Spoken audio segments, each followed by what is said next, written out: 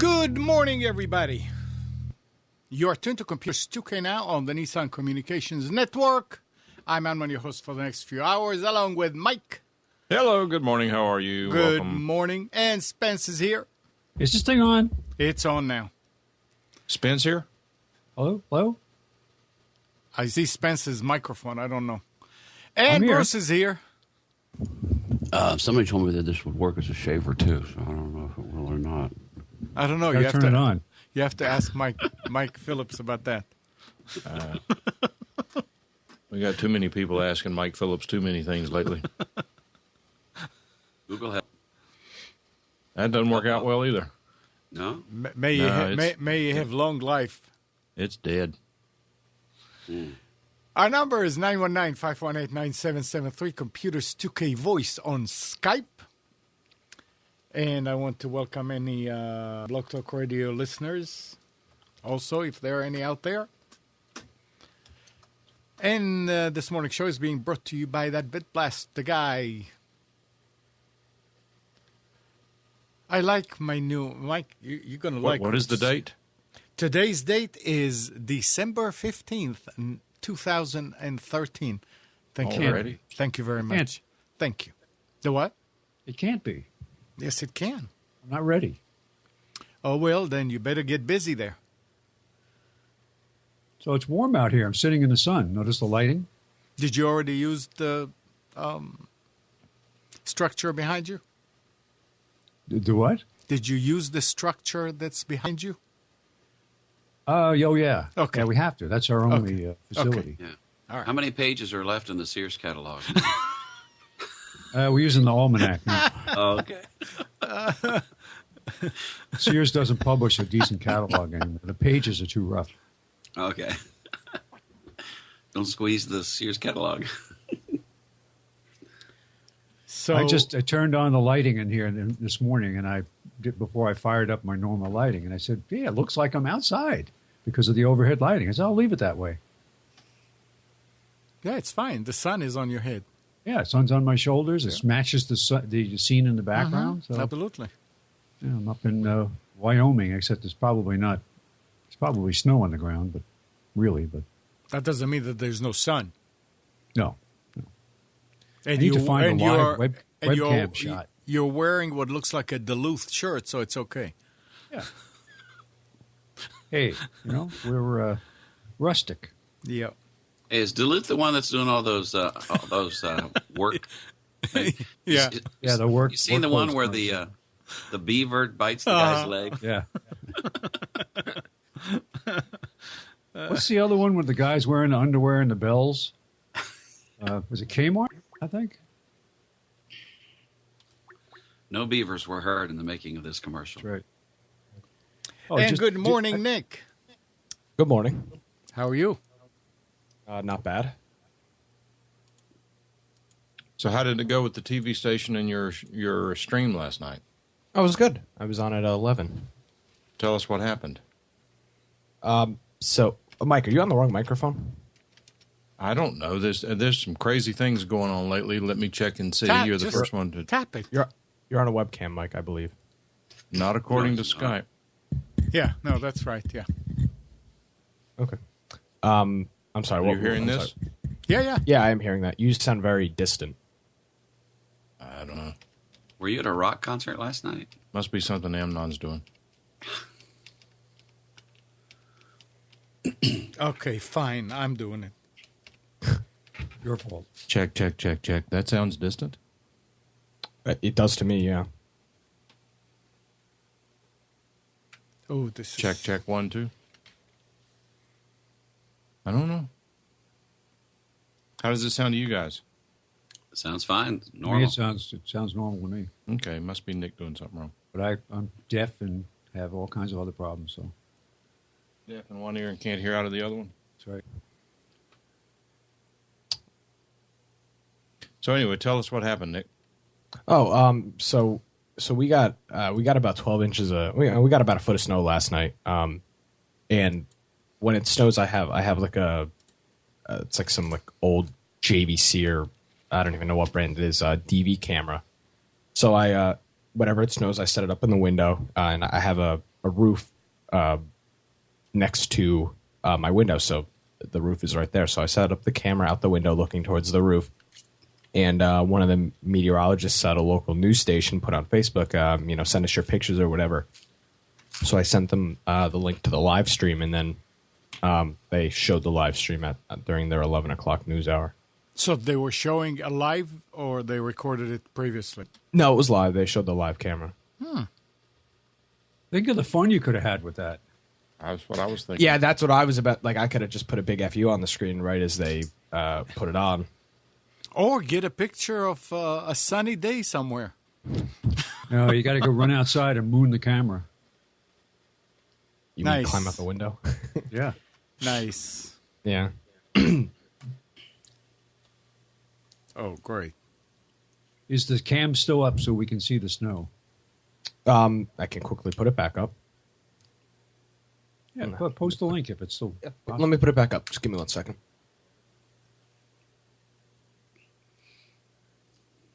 Yeah, that's Oh, but snowfall. we're not going to be able to see anything. He's on. I mean, he's going to post. You can post. Somebody asked in the chat if we could put the if you put the. If the Oh, is camera's that what he's still going to up. do? Okay. Yeah, post the link there so you can look at it. So, that's amazing. The storm that they had. Some parts of upstate New York had 3 feet of snow. Was a combination of normal lake effect snow that was amplified by the storm coming through. Just like in Jerusalem. Global warming. Oh yeah, the snow in Cairo. Yep. High school student arrested for full moon. Stay tuned, 11.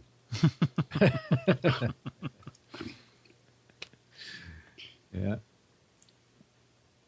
Well, I just lost the We chat. can see a crack in the weather. Stay tuned. More 6. Something is happening here. What it is ain't exactly clear. It's not at all. Last night, after I did everything that I had to do with the truck and everything, I sat down and I'm getting with the computer and it's kind of slow. And I said, well, let's clean it up and restart it. So I restarted, and for 2 hours, it did not want to start right. It will go all the way, but it will not load the network. It will go all the way and not load Skype. And then it will not do it. I couldn't click on anything. It was just there, and the hard drive is not moving. One time I left it for about 10 minutes, nothing.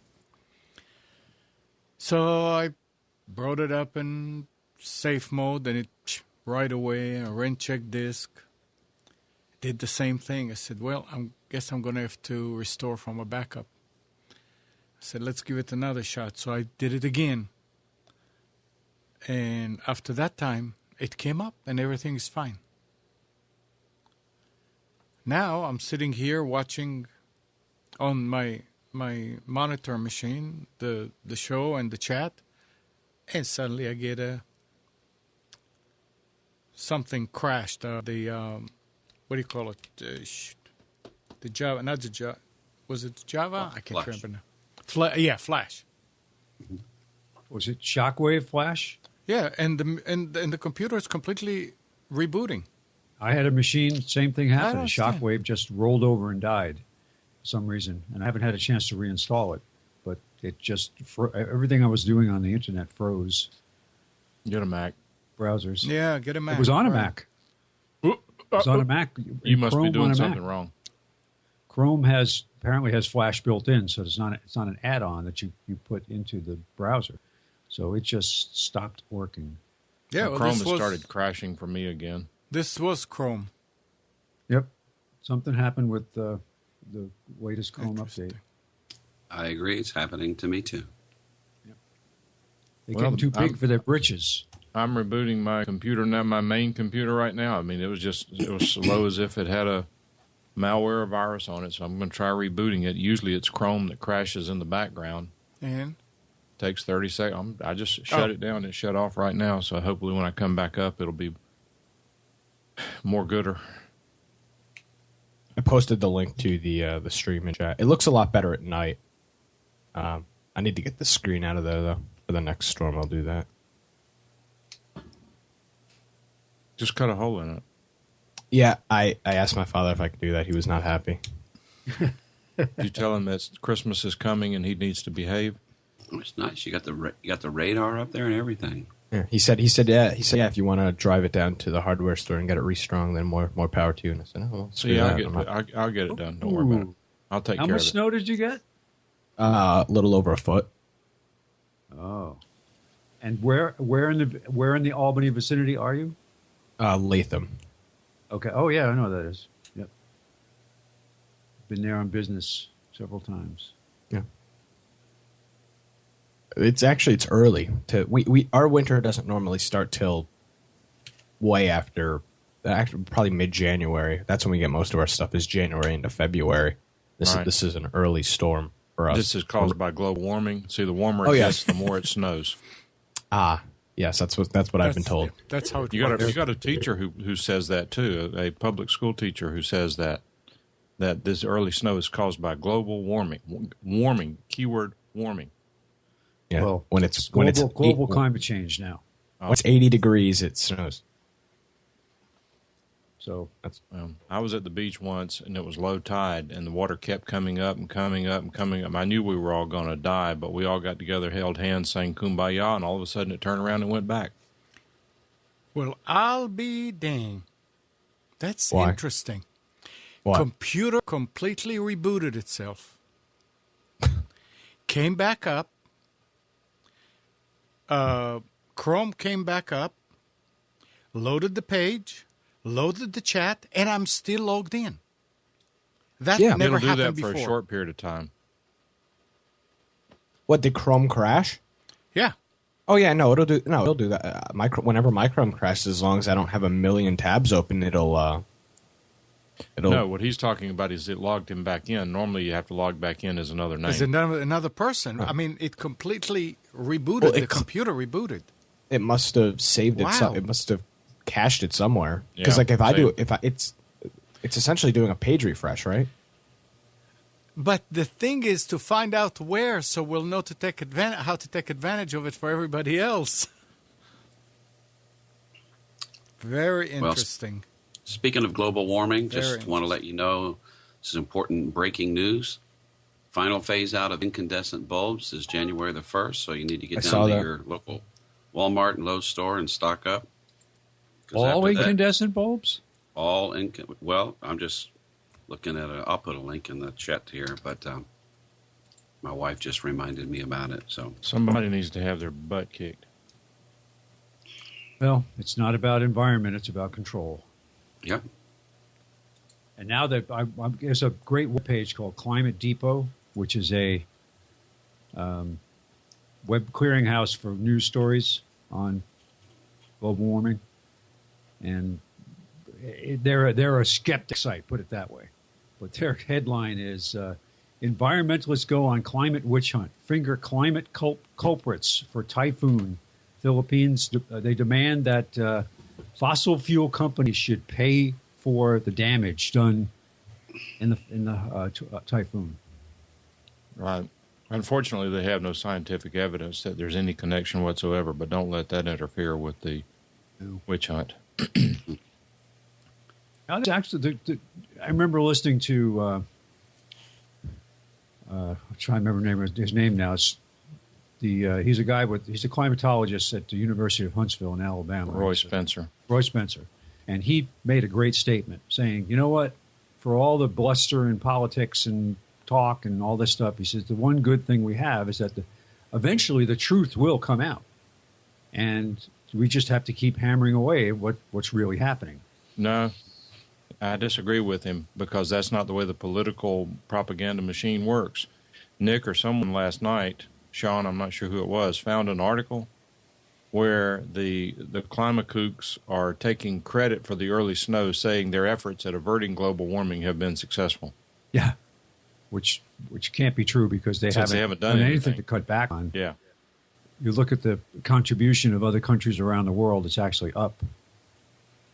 Yeah, there was an article I saw one time this week about the Earth was warmer back in the era of the Roman Empire than it is today. Please don't confuse reality with facts. Yeah. The medieval warming period too, when the Vikings were growing crops in Greenland. Yeah. Alligator skeletons found in the bed of the Potomac River. Mm. Alligators or dinosaurs?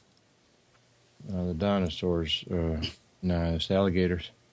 So did you see the story where Google acquires a Big Dog, the maker of Boston Dynamics? It's all about robots and everything. I got to tell you, when I first read this story and I looked at the pictures of these robots, the word that came to my mind was Skynet. I mean, if anybody could be Skynet, Google could, right? Yeah, absolutely. There's a movie coming out that's supposed to be about the when artificial intelligence becomes more intelligent than humans. I don't know what the name of it is. That's not going to be very difficult based on some things I've seen lately. Mike. What? Nice. I mean, we were just talking about global smartphone warming. is smarter than me.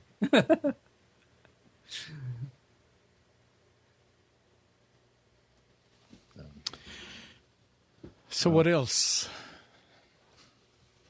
My wife is fully acclimated to her Galaxy S4 and has transitioned from the iPhone infrastructure, and she survived. She took it back on it was one day before her deadline was, and she was going to go back and get the iPhone 5S, and she was at the counter. They were fixing to wipe her S4 and put everything, and then she just had this gut feeling. She said, "No, I can do this," and she walked out with the Galaxy S4.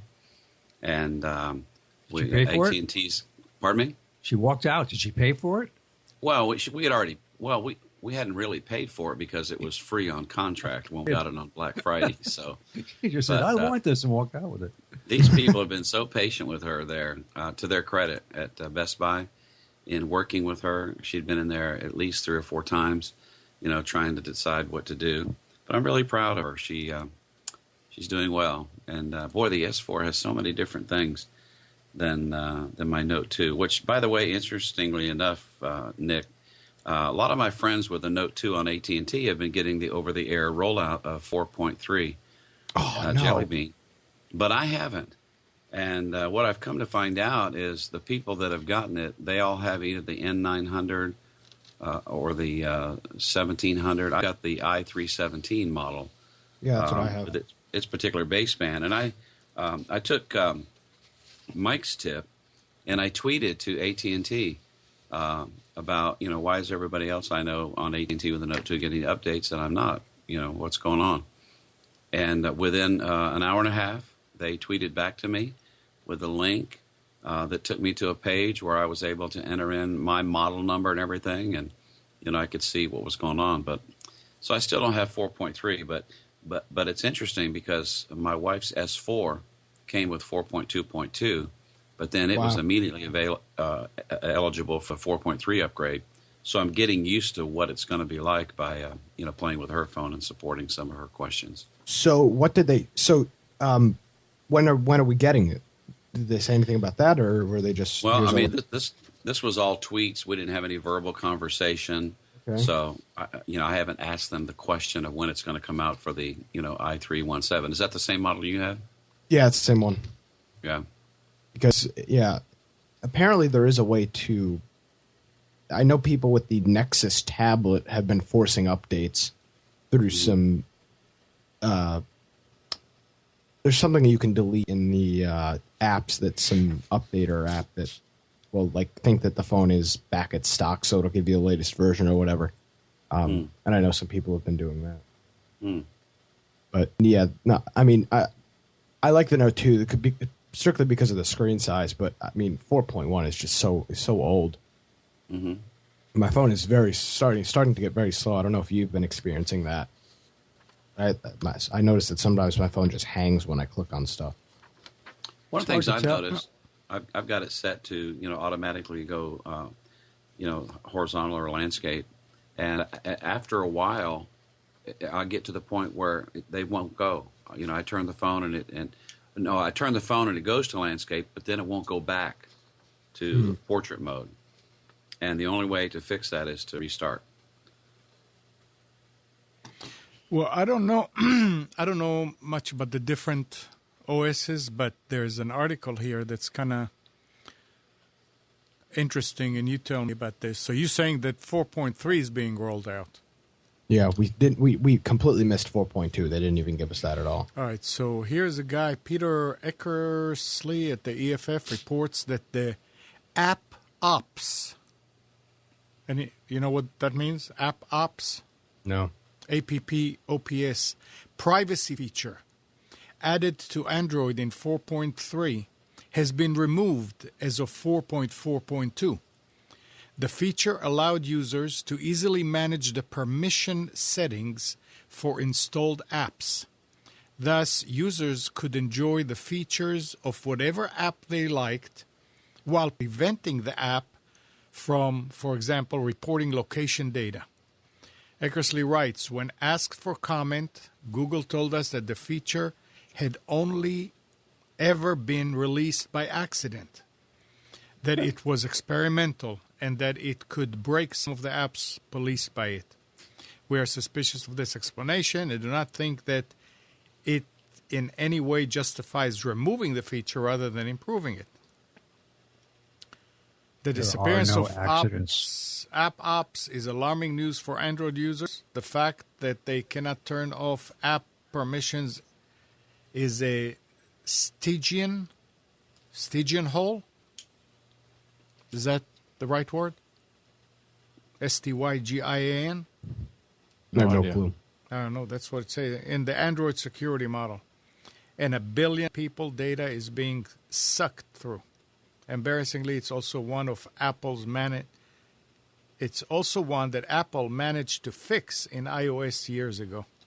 So that's I mean, but if 4.3 just come, who else has 4.3? Lots of other phones have it. That has been rolled out already? Oh, yeah, lots of other phones Okay. have it. All right. So There it's are no interesting. mistakes. It was, we let it out there by mistake. Yeah.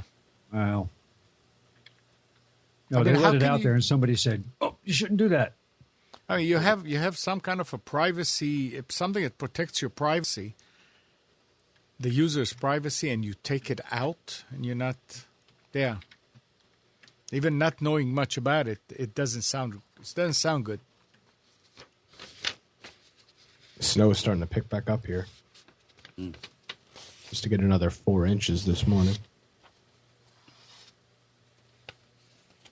It's No funny, school Nick, tomorrow. after living upstate New York for many years, I lived in the Poughkeepsie area, and we got a lot of snow, not as much as you, but it would snow 10 inches, and they'd plow, and kids would go to school.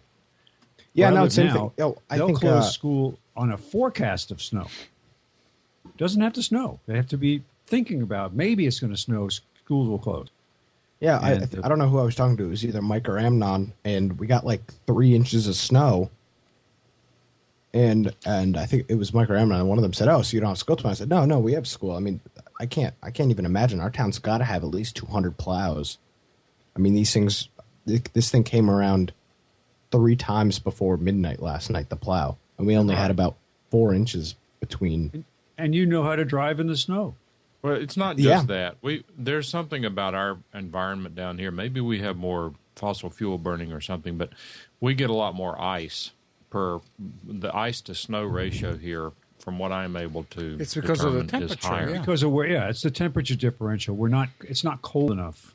I mean, the high yesterday was 15 degrees. I mean, Yeah. Right, 15 degrees here, and we're going into panic mode. yeah, Oh it's yeah, we're currently going to have a lot of 23. frozen pipes at 15. Well, it's not just that. I mean, a lot of the homes in this area are heated with heat pumps, which are useless below about 20 degrees. yeah, it's all electric. Well- the electric, what do you call it? The emergency heat goes on. Not at my house. My house, we turn on the gas heaters. Yep. You're thinking about the weather. I had a bunch of weather delays, flight cancellations, and things last week, last Monday, going down to Florida to our home office. And first, I want to say, good job to U.S. Air customer service at the gate console in Charlotte for getting me to Atlanta and getting me on a Delta flight and getting me in by 11 o'clock that night. That was good. But I came across an app that I would recommend for Android. I can't remember the name. There's a very popular one for iPhones, but it's called Flight Predictor. It's in the and it's no space in there, just Flight Predictor, all one word. And it was really good because you can add all the flights that you're going to be on, and it gathers data like the plane that you've got to fly out at your next destination is coming from so-and-so, but the crew for your flight that's going out is coming from so-and-so. And it takes all of this data and makes predictions on the flight. Another frustrating thing, though, that I found with the U.S. Airways is that they changed their and AT&T just texted me. Anyway, they changed their notification system. I used to get notifications on the phone when a flight was canceled or delayed.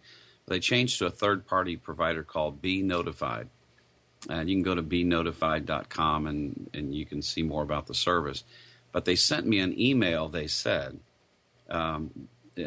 telling me to go and re-verify all my information. Well, you get all these, if you've ever flown, you get emails from these airlines, right? And some of them are about your frequent flyer miles, and some of them are about this promotion, that promotion. And so many of those I just delete. So I must have deleted the one that told me to go in and re-verify all my information. So the frustration for me was on Friday, and I'll wrap this up really quick. Our company had their big Christmas luncheon and talent show that started at noon. My flight left Melbourne, Florida at 1:40, so I knew I couldn't stay. So I stayed long enough to say hi to everybody and have a few words with our CEO. Then I left to go to the airport, only to find that 1:40 flight had been delayed to 2:55 p.m. I could have stayed there and enjoyed the luncheon, but I couldn't because I didn't get the notification. So it was frustrating.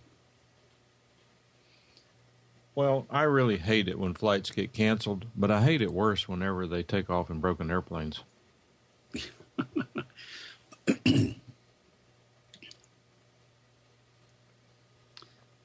I'm just looking on Blog Talk Radio and I can't find the show. That's I may not know how to find it though. Go into live now, computers or talk. There is a live, but there's not. Oh, wait a second. There is something here. There's no computers and talk. There's technology. Let's see.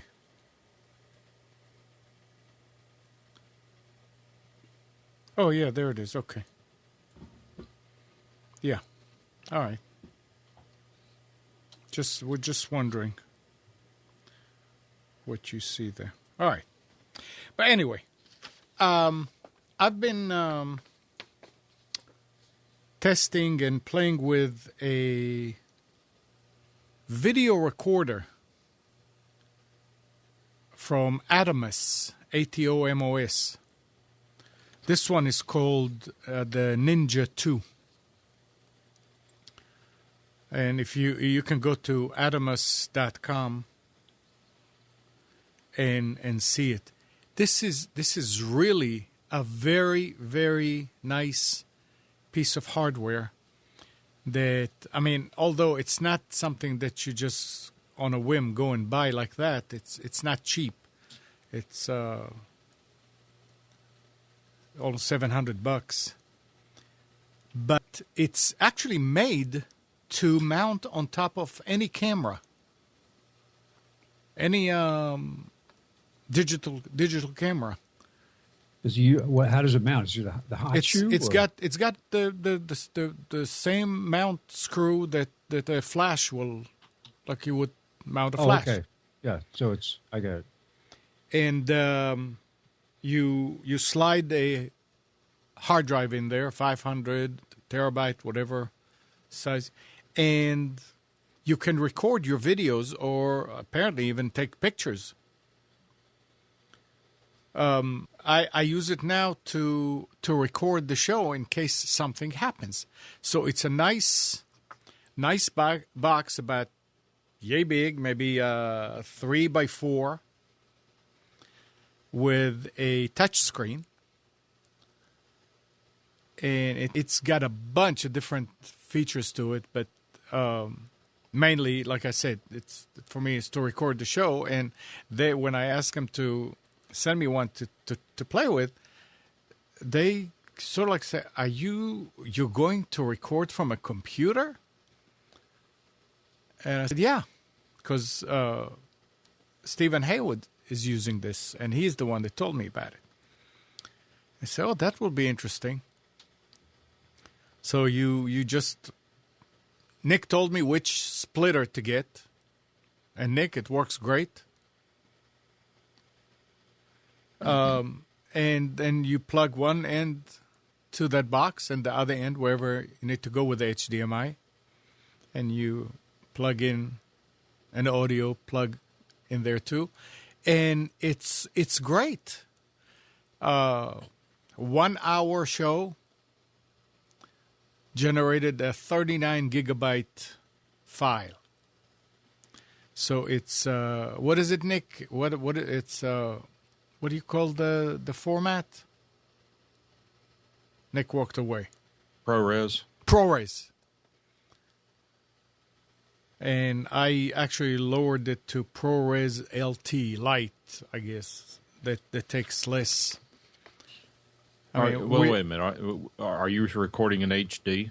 I'm not recording in HD. Sure?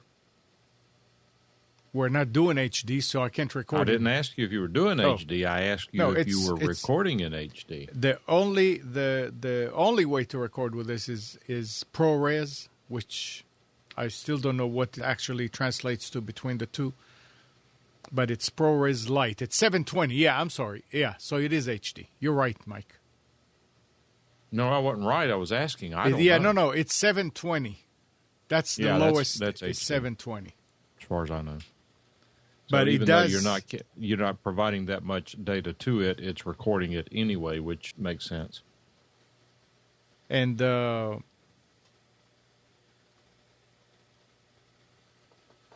okay, yeah, I'll write. It's APTP wants the link to the recorder in chat. Yeah. Atmos.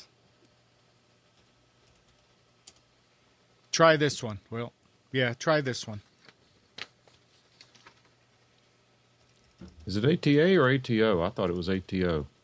What did I put? Oh, ATA. shoot, I messed up there. So, I don't know. I'm asking. No, you're right. It's ATO, and I looked at it twice, and I still put an A.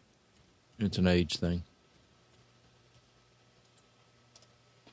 Here's a link, so you don't have to type it. MOS. Good. They have two units like that, two such units. One more expensive, which I don't know much about. It's the Samurai Blade, and it's $12.95, and then the Ninja 2 is $6.95. I think Vance has had both of them. It's just amazing, and you can put it with any digital camera, including the GoPro. So it's and they have a special now. Like for the Ninja 2, it says $6.95 and receive $135 cash back and extras. You get $50 cash, you get a $50 spare battery, and a sun hood.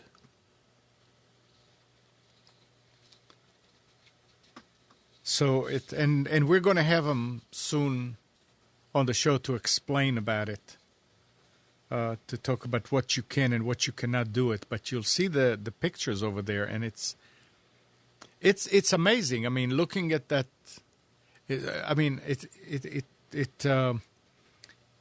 makes me feel so much more relaxed knowing, okay, yeah, it's being recorded, because now it's, as long as the power doesn't go out here, I've got a recording of the show. And it's so simple to use. It's unbelievably simple. Big buttons on the screen and just tap it, and it does what it's supposed to do. So even a caveman can do it. Even right? a caveman can do it. All right. It looks interesting. And it is very well built. It is very compact.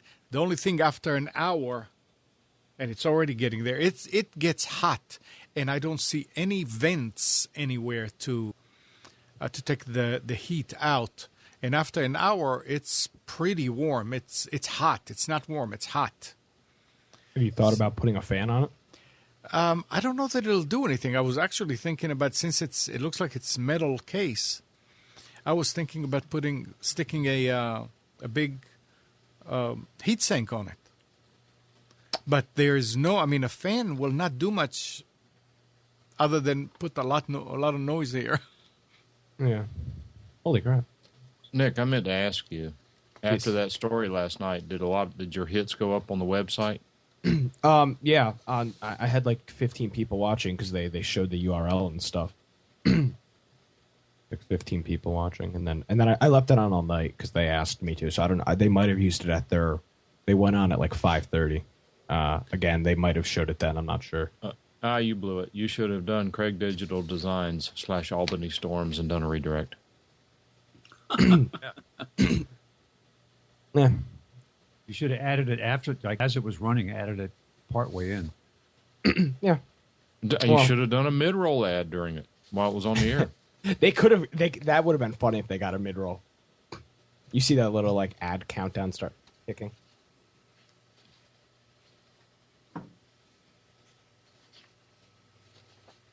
Better to flash. I'm hoping subliminal advertising, just every so often flash for a frame advertisement.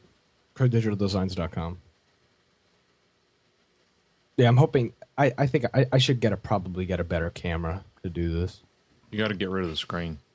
Yeah, getting rid of the screen would be nice. I need to get some type of not an outdoor camera, but something that is a little more rugged. Yeah, there's a sale. I saw on a Walmart commercial, I think. Somebody's offering a sale on the GoPro 3. Yeah, the GoPros are nice. The issue is they're wireless, and I mean, wireless video just frame rate's horrible. Is this a USB? No, this is a DV cam, and I'm running a composite to my capture card. Okay. The screen is the big culprit here, but I mean the quality isn't great anyway, so I need to get. So you need a CCTV camera. Well, no, not really. Outdoor. Well, no, because I'm fine with having it indoor. Because if I have outdoor, I don't know how I'm gonna get. How am I gonna get the cables to it? Drill a hole through the wall. Just drill a hole through the wall. Corner of the screen. That's what the cable company does. Just knock the glass out. Just take a hammer to the whole glass. And why don't you want to use a wireless one? What was your excuse? Because it looks like crap. I mean, the frame rate's horrible. But you don't have a lot of motion going on out there, so frame rate really doesn't matter.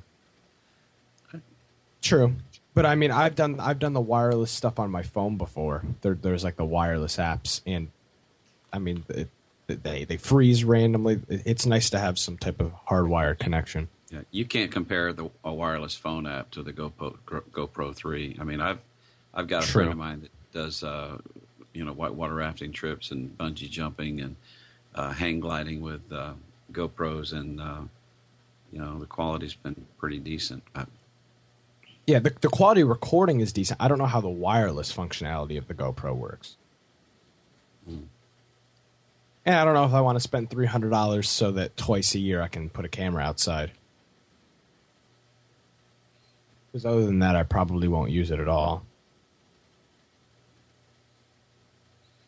And you can use any camcorder if you have the right interface into the computer. Well, Dan asked the question, can I use this camcorder on Skype calls? Not necessarily. Why? And I was going to tell you that you need to be asking Nick. I'm an audio guy. Nick handles the video stuff. But I've asked the same question, and what they have just beaten me over the head with is Canon has the best line of clean HDMI output. So I'll leave that up to you and him. Oh, you're talking about it. Okay, you're talking about so HDMI. This is like a full camcorder. This thing's like $1,500. So I would assume it does. If I can take a look at the specs. I have not come across any camcorder that doesn't have outputs to go to a computer. The question is whether it's HDMI is clean, though, isn't it? Clean. I don't even know what that means. Like here, if you look at this, the live stream, it's clean. There's an option to turn that off, and a lot of camcorders there isn't. So you'd have, I see right now, I see the time, the battery life, the zoom, all that stuff. So that the issue that you get is that's one thing. I mean, and that's interesting. I don't know how it works, but I'm using camcorders here. Yeah, DV cams though. DV cams. Yeah. And the screen on the camera, the monitor on the camera shows all that. As does mine. But you don't see it in the stream itself. Yeah, but there's a setting for that. On these HDMI cameras, there's no setting. It just either shows it or it doesn't. Oh. There's normally not a setting. But normally they don't. The one thing that's interesting is what we're using these camcorders for is not the purpose. I mean, you're not supposed to buy this camera to hook it up to a computer to, do a Skype call. So they don't normally make the, they don't normally say, clean HDMI output. They normally just say HDMI out. Composite is composite. You're not going to be able to do much with it. Hello, guys. Hello. Hey, this is Dan. I was just asking about that camcorder. My question is for Nick.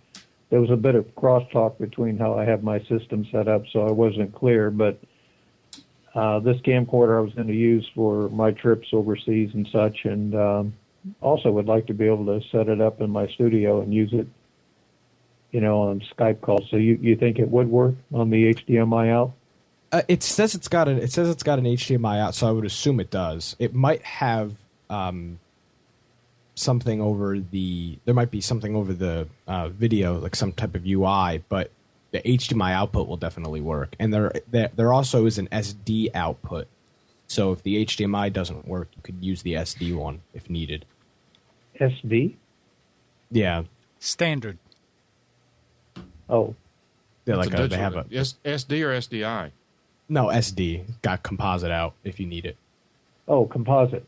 Yeah, it's got composite and HDMI. So if the HDMI doesn't work, the composite definitely will. But it says it's got an HDMI terminal, and it's But wait. HD. Composite's not HD, though, is it? No, that's what I said, SD. I got you. Okay. So the best case scenario would be to hook it up to a card that has the micro HDMI, which I guess this is what it has.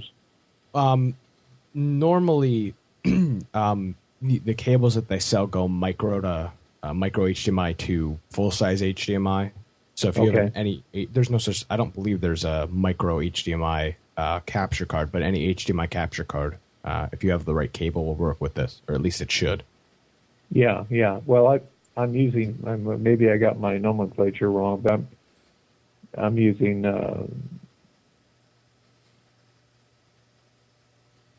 Forget it. I'm not sure what I'm talking about. All right. So, but more than likely, I'd be able to use this. Yeah, according to their website, it says it's got HD output, and it says it's HDMI out. So, yeah, you should be pretty good using it. Okay, so I just need to get a card for HDMI. Yeah. Tell him which one. I would. I mean, if you want to spend like $100 or so, I would recommend the AverMedia HD DVR. I'll put a link to that in chat. Okay. That or the Blackmagic. But for the on the dark side, I'm running a Mac, so I don't know if that. Is it a Mac Pro or a MacBook? I have a Mac Pro, and I just ordered a Mac Mini. How old is your Mac Pro? 2009. It's version 4-1. Okay, so that'll work with the Blackmagic card. Oh, it will. Yeah, I believe. Okay. I think that's what Stephen Haywood is using in his. So there's a link in chat for that Tigers, card. and bears. There's the driver. Imagine comes with that Blackmagic. Oh, Yeah. I see. Okay, thanks for the link. Yeah. Okay. Thank you. This should work good. It's double the price of the other one, but hey, if you have a Mac, you can't use the other one. The AverMedia doesn't work on no, but OSX. Mac users can always afford the more expensive ones. What? Money is not an object. Hell, if I buy this camcorder, I'll be eating Spam and crackers for the next 6 months. Thanks a lot, guys. Sure, Dan. Weekend. Bye. Take Mac care. users have buckets of cash just sitting in the closet. Yeah. Spam and crackers in a tree stand is really a feast. Of course, he won't be living in a tree stand, I don't think. 919-518-9773. Computers 2K voice on Skype. Yeah, let me ask you a question. Do you think Sprint is proposing a $20 billion merger or acquisition, rather, of T-Mobile? An acquisition. I want to make that clear. Oh boy! Do you think it's going to happen this time, or? I mean, you got a CDMA outfit and a GSM outfit, so there's going to be some interesting things there. But Wall Street Journal's reporting this. Sounds serious. I don't know. I just hate to see less and less companies out there because competition goes away. I'm sorry, who's merging? I kind of zoned off there for a second. Sprint has is mulling over a $20 billion acquisition of T-Mobile. They both suck, so, I mean, maybe they come... That's kind of what I was thinking. It really doesn't matter. I mean, at least you might have Sprint in a major city and it might work fine. I know people that both have Sprint and T-Mobile here, and the people that are on T-Mobile here most of the time are on AT&T towers because the T-Mobile service is just so horrendous. So, I mean, these two combining, maybe the service would be somewhat decent. But, I mean, Sprint's the ones that's got the unlimited data, but unlimited data at 64K is kind of useless. So... Oh, good news. AT&T LTE just came to Lynchburg. how is that? Oh, it's great. It's like 14 up, Wow. About 18 down. It's really nice, especially when I go to the coffee house. And boy, I can tether off my phone and do just about anything I need to do now. Does it pour coffee? No, it doesn't. But it will put in sugar for you. A friend of mine just got. I got the Chromebook, and I've been using a Logitech wireless USB headset. It's a H760. But a friend of mine got this Jabra Wave Bluetooth headset, and it's one of those that will pair to multiple devices at the same time. So if he's using it on his computer and he gets a call, the call will come through and it'll stop working on the computer. The call ends, it'll go back to the computer. But the interesting thing about it was I heard him use this headset both on his Note, and he has the original Note phone, and on his Chromebook. And the quality was really, really, really great for a Bluetooth headset. And so he was able to have it paired to his Chromebook and to his phone at the same time. And I was quite impressed with it. And the price, I think it was like $39.95 or something else like that on Amazon. So I went ahead and ordered one. This particular gentleman, Duke Carrico, also he's going to get his delivery of his Nexus 5 next week. So he's moving from the old original Note to the Nexus 5. He's excited. Yeah. I just ran a speed test here, and I've only got 2 bars at my house. For whatever reason, the valley that I'm in, sometimes the LT is pretty bad, and I'm getting about 5 megs up and down. Mm-hmm. So if I go somewhere where I've got full bars, I'm at about 15, 20 up and down. So yeah, but with a 2 gig data cap, what good is it to get to it quicker? I don't have a 2 gig data cap. I have an 8 gig data cap. How? AT&T's family share plan. Nobody else on my service plan uses any data, so I've got 8 gigs with myself. family and nobody uses it. What? You're sharing your data with the family. Yeah, nobody else uses it. Okay. I mean, both my parents, whenever they use it, they're either at home or at work, and they have Wi-Fi at both places. And I mean, they only use a few hundred megs a month. And my sister's the only other one that uses it somewhat regularly. Most of the time, I use about 4 to 6 a month. Mm. I use a lot of it at school because their Wi-Fi there is really crappy. Maybe I got a call from Verizon offering me to upgrade my family plan. Oh, we're calling just for a free consultation on upgrading the family plan. And they looked at both of my daughter's usage, and she said, no, you should stay with your plan. They tried to sell me on the shared data, and they were using so much on their unlimited that it was not a good idea to move. Not cost effective. Not cost effective. Man, I'm telling you, I do this Amazon affiliate thing, and I don't even give up my link anymore, and I've made $20 this month. Yay! It's unbelievable. It's all from the stuff that I bought. Did you buy 3 WD Blue drives? No. I will never buy a blue drive. It could be worse. You could buy a green drive. Those are even worse. Yeah. Yep. All right, so here, let's see what I have here. A Microsoft storage patent that was used to get sales ban on products from Google-owned Motorola Mobility in Germany has been invalidated by the German Federal Patent Court. You know what we're talking about? The FAT. Microsoft FAT patent, which concerns a common namespace for long and short file names, was invalidated on Thursday, a spokeswoman for the Federal Patent Court said in an email Friday. She could not give the exact reasons for the court's decision before the written judicial decision is released, which will take a few weeks. Say, hey, let's just invalidate it, then we'll read what's in it, okay? No, you have to pass the law to know what's in it. Yep, that's the thing. Let's pass it. Let's sign it. And then we'll read what's in it. All right, Mike. Nothing from you, huh? Sounds like government to me.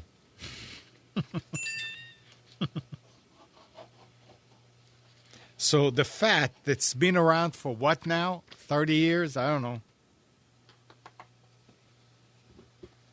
They suddenly invalidated. You're saying FAT? Yeah. The file allocation system? file allocation table. Well, if there was a patent on it, it expired after 17 years anyway. Oh, okay. So maybe that's it. I don't know. You remember I've said it time and time again, and I'll say it time and time again. Be very, very careful going through technical issues that you read in the media. These quote unquote reporters are very lazy. They're very technically incompetent. They have no regard for getting the details right. So you listen to that stuff at your own risk. Very poorly paid, worth less than what they get. Ooh. There's my I just did a speed test on my LTE network. 28.9 megabytes down on a cell phone. So now your data, you just hit your data cap. Yeah, that's it. You can only do it once. You can only do one speed test and you're done for the month. Well, I'm on an unlimited plan, so if I get anything, it's a little throttling around 5. Well, you say a little. Is it a little? When I say a little, I'm just guessing because I haven't seen any appreciative impact on what I happen to be doing when I'm up that high in the atmosphere. So, yeah, I really don't use that much data either. You will now that you start using Wirecast. Not on my phone. Oh yeah, that's true. And I don't. I mean, like Wirecast, I'm not going to be using it regularly, but when I need it, I need it. Yes, I'm still struggling with a way to stream a screen capture. I'm still missing something. You need to put TeamViewer and let Nick get into a machine. Well, he wasn't available. I guess he's not available now either. He's not here. He's shoveling snow. He's getting the extension ladder so he can take the screen off the side of his house. Yep. I should be able to pop it out from inside the house. Yeah. A leaked Intel roadmap for solid-state storage technology suggests the company is pushing ahead with its plans to introduce new high-end drives based on cutting-edge NAND flash. And they were talking about 2 terabytes SSD. Okay, I couldn't get an ooh or whatever from you guys on this well, either. I mean, who needs it? The jury is still out over how long these SSD drives are going to last before they fatigue the cells. I mean, the earlier ones were not good. The later ones are supposedly decent, but the reality is that to be able to not fatigue the cells, the drives have to reallocate the data where it's written to use spots that were not overly used and so forth. And maybe that's fine, but who knows what the 10-year prediction is. The latest information I read said that on an SSD, that you should use it for 3 years and throw it out. And someone came behind him and said it was nonsense. And both of these people are very technically astute. So I don't know whom to believe. I know server manufacturers are selling servers with 2.5-inch SSDs in them and giving them mean time to failure of 5, 6, 7 years. So they're standing behind them as though they were reliable, and they're shipping them with SSDs. So they must have either a very reliable supply or have some data they can from stress testing, because this is a server environment, not a casual use, not a laptop or. But these must be very expensive drives. Dan says he's using Black Caviar RE3 drives. I read an article in the last 2 weeks that said that the RE3 series of drives is that what maybe you were talking about it too, Amnon, or somewhere we saw some information that said that the server drives, the high-priced server drives, are not lasting any longer than the consumer drives. Right, yeah. That's what they were saying they were finding out on server farms. Backup. Right, because it was Blaze Backup. Yeah. Backblaze who did the testing. That's where I they saw it too. They said that you're not getting anything better for 3 years. If you're going to use it for 3 years, then might as well getting the cheaper ones. Because their failure is the same. And what's really interesting about drives, my experience has been that since you only have it, like on my server over here, which is just an XP desktop, you only have so many slots for hard drives. You run out of ways to. So I've got probably 6-8 hard drives in it now. And after 3 years, it's not just that the drive is worn out. It's not. I don't use it that much. But the reality is I'm filling up those drives, and I need to move everything over from an old drive to a new drive because I need to reuse the slot. I end up with a lot of 500 gigabyte and 1 terabyte drives laying around instead of 2 and 3. Then you get a 10 terabyte and put them all on it. Yeah, well, it doesn't always work that way. Gary says it's always amazing to me that any of this junk works. I agree with that. You know, there's a lot of technology in that little $60 hard drive. Yeah. SSD on PCIe works. I'm not following. Was somebody cutting wood or making a smoothie or something in the background? Not me. Either that or what in the world? What is that? I don't know. That's Bruce?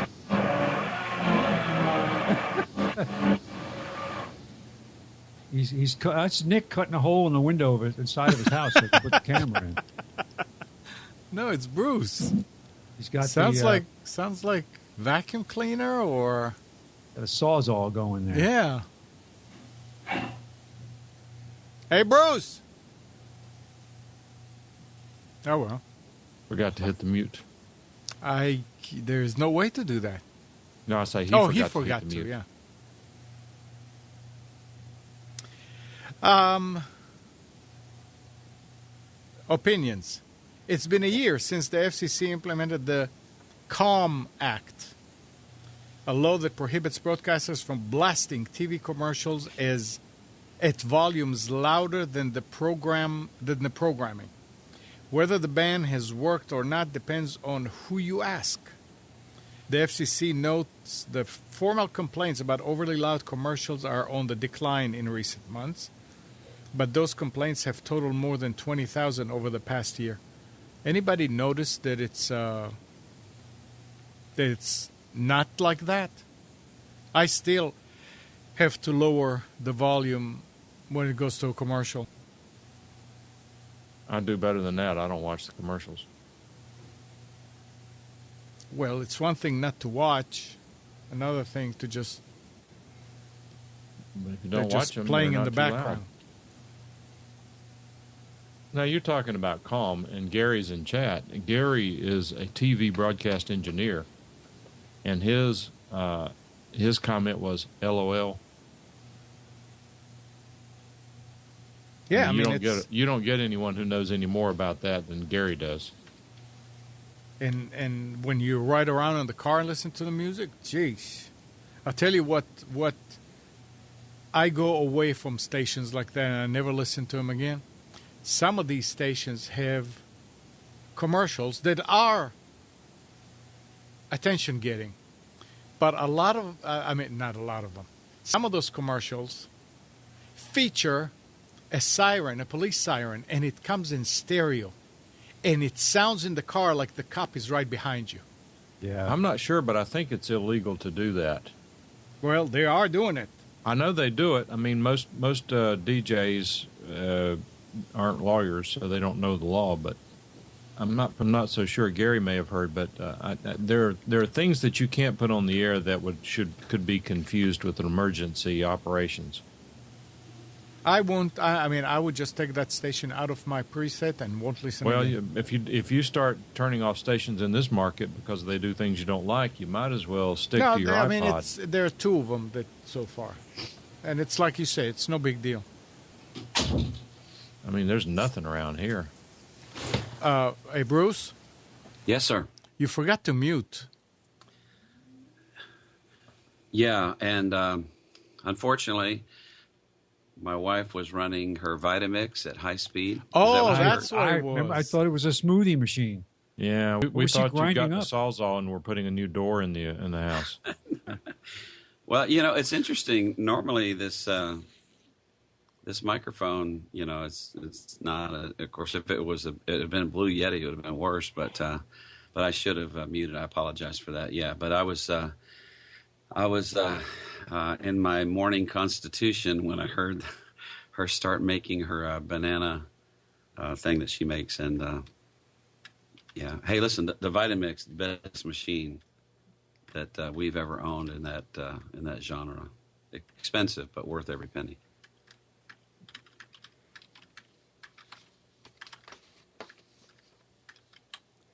Hey, Gary, what about siren sounds?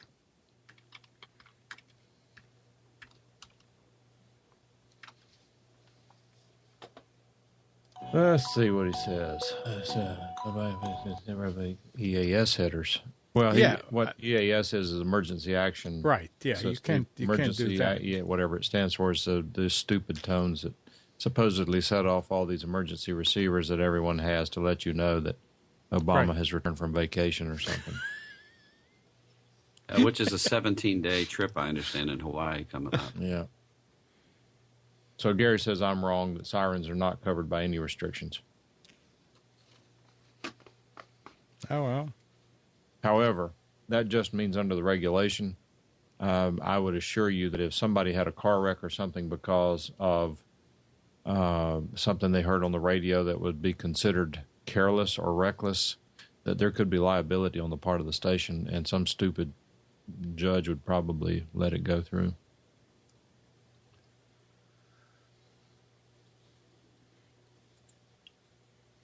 Oh. Nick dropped out. I guess he is working outside. I don't know. And I hope he didn't fall off the ladder. We should be able to watch it live if we have the I camera. know. Go to the link and see if you can see him out there shoveling. I think that's the back of the house. Gary, I'm wondering what happened to this lady on 106.1. She was co-hostess for the morning show. Let me think a minute. I know their name. I'll think of it in just a second. That was Casey and... She just disappeared. Sunshine Band. No. Brenda. Carmen. Casey and Carmen. Carmen. Yeah, Casey and Carmen. What happened to her? Just disappeared. She's not there. Was there controversy or something? I don't think so. I had heard that there had been some health issues in the family, but usually people disappear to benefit the health of the employer. Yeah. Yep. I'm just wondering, because Gary's on the inside and might have, and I'm not asking for any breach of confidence information, but if he has heard what the official story is as to why she is no longer on the morning show. I didn't particularly like her, but she had been there quite a while. And rumor is she's recovering from back surgery. Well, that's some ugly stuff. Well, they still have her picture up on the webpage and still advertised as Mornings with Casey and Carmen. Okay, well, that's good, because they had said that she was on some sort of hiatus, some sort of... Well, Gary, you have to listen. We were very clear. We're talking about Carmen Connors, according to Brent, on 106.1. She was on some sort of sabbatical. Back surgery's a drag. Speaking of staffing changes in the tech world, what do you think about Tom Merritt not having his contract renewed on the Twit network? Well, gee, Bruce, what do you think about it? Well, the official explanation on the Twit blog is that they wanted somebody who would be their in-house to be their news director. And there's no question about Tom Merritt did a great job on news.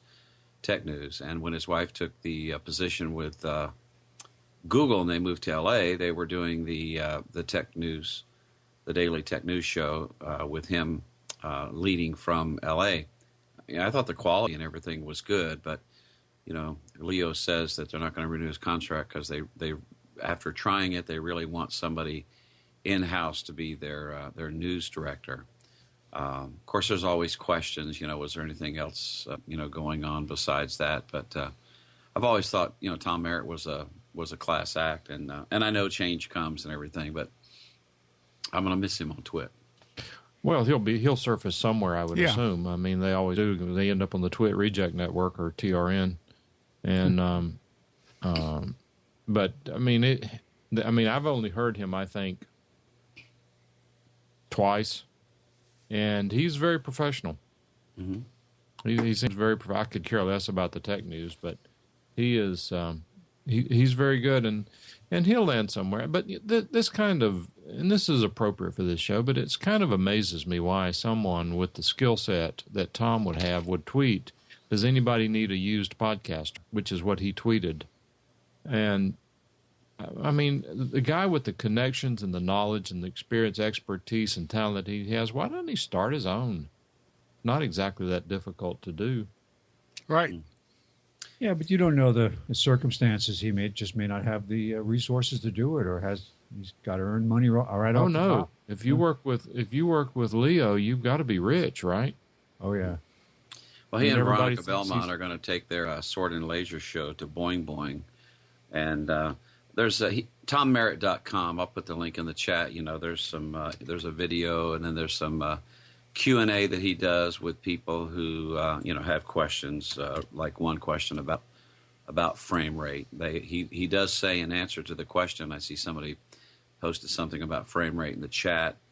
Will you continue doing a frame rate show? Answer, yes. Some kind of show about the ability to watch what you want, where you want, and how you want on any device you please is in the works. Eric says that he and Brian Brushwood are doing new kinds of frame rate. I don't know what all that means, but I thought Brian Brushwood, does Brian have his own network, or is everything he's doing on Twit? I don't think he has his own network. He may do some YouTube stuff. He was doing frame rate, of course, and then NSFW, which is still going to be a part of the Twit network I haven't heard anything about them going away. And that's been a popular show for them. Right. Well, and after all, I mean, they live on ad dollars, and so. Gary, you just said sent Don into Chapter 11. Is Don in Chapter 11? I haven't heard that. What? That can't be true.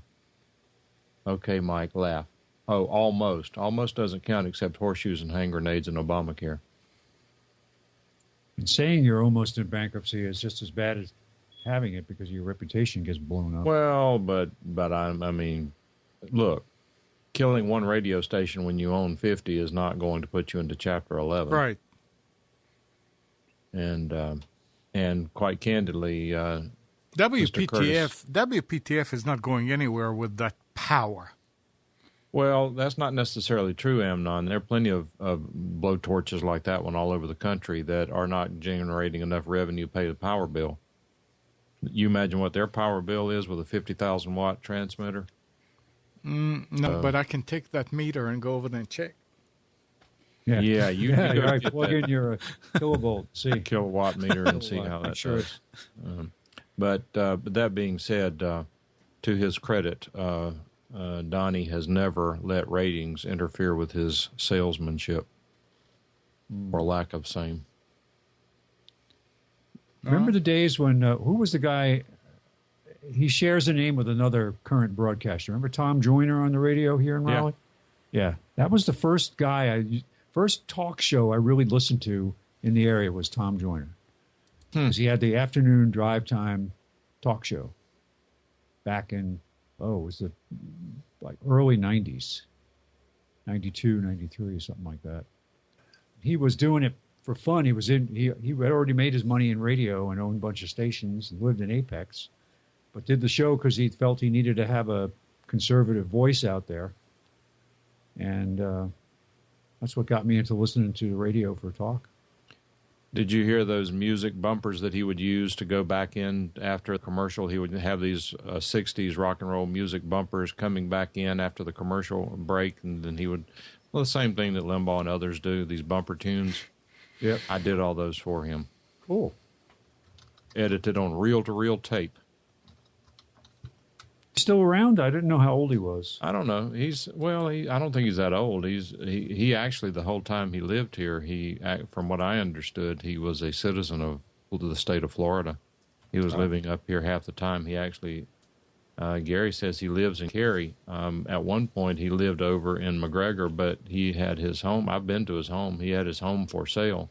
Whether he sold it, I don't know. I haven't looked. But I think he wisely was a resident of the state of Florida, probably for tax purposes. And so I don't know what he's done, but the guy, he did really well. And it's really funny, but I don't want to get too deep into this. Gary will appreciate it. But if it hadn't have been for my father, he probably would not have made the money that he made, because my father is the original proponent of rulemaking 2587 with the FCC, which ultimately became Docket 8090, which ultimately allowed 100.7 to be able to reach into the Raleigh market, which is one of the ways he sold stations and made money.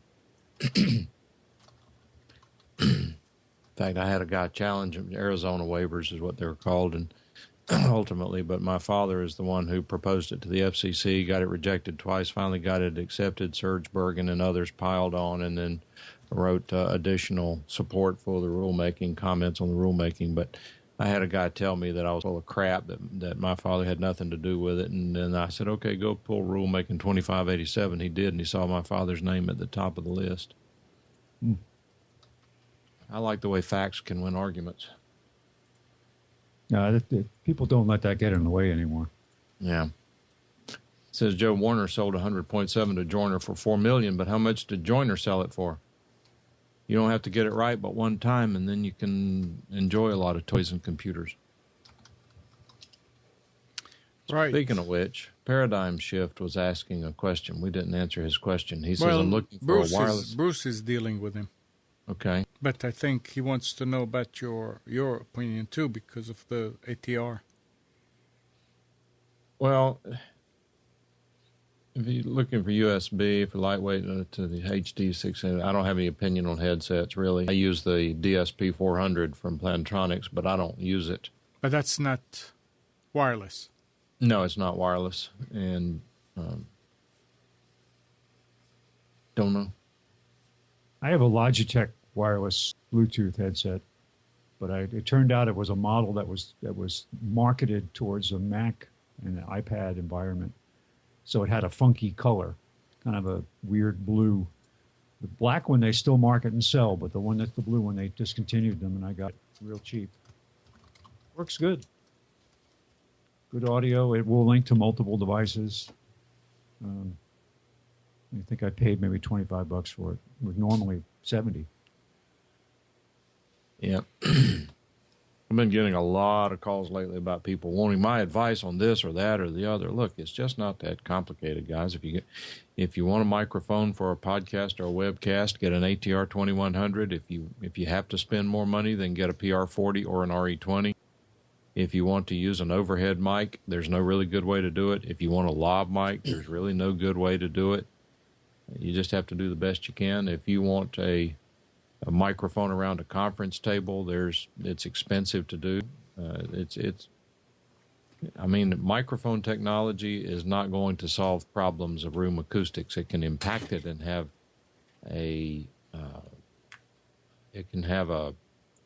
you can get some marginal improvement, but there's no magic microphone, for example, that you can put at a conference table and it sounds like everyone is talking into their own version of the PR40. It just doesn't work that way. In fact, if you watch Leo Laporte on twit.tv, whenever they're around their conference table, every person has a microphone on. Last time I watched, every person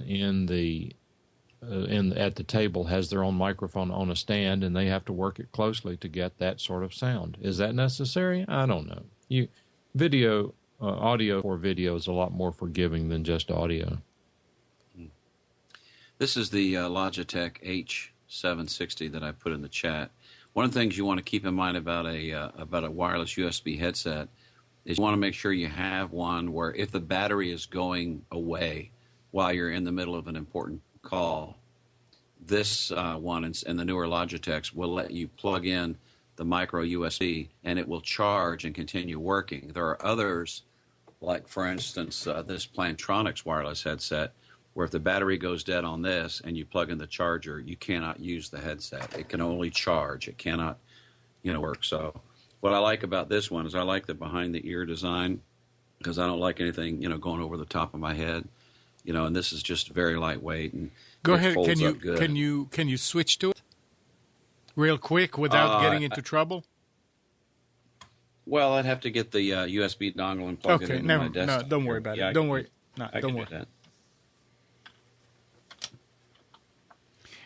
No, don't worry about it, Bruce. Paradigm Shift was talking about expertise. I don't want something to happen to XSplit. Right. Sorry, Mike. What? So Paradigm Shift is asking about the wireless headsets, and I didn't mean for my answer to sound rude or anything like that. It was not my objective. I wasn't saying that. I was talking about my frustration with people asking outside of the show some of the silliest questions, which is fine. There are no stupid questions. They're just stupid people. But the comment was that a lot of the audio problems have no perfect solutions. There are ways around the problem, and what I would suggest to people who don't understand the comment is to put on a pair of headphones and plug them into one of your TV. Get a TV and listen to it. Or even yet, go on the internet, maybe YouTube, find a TV show that you normally watch and listen to it through headphones. What you will hear, turn off the video, listen to just the audio.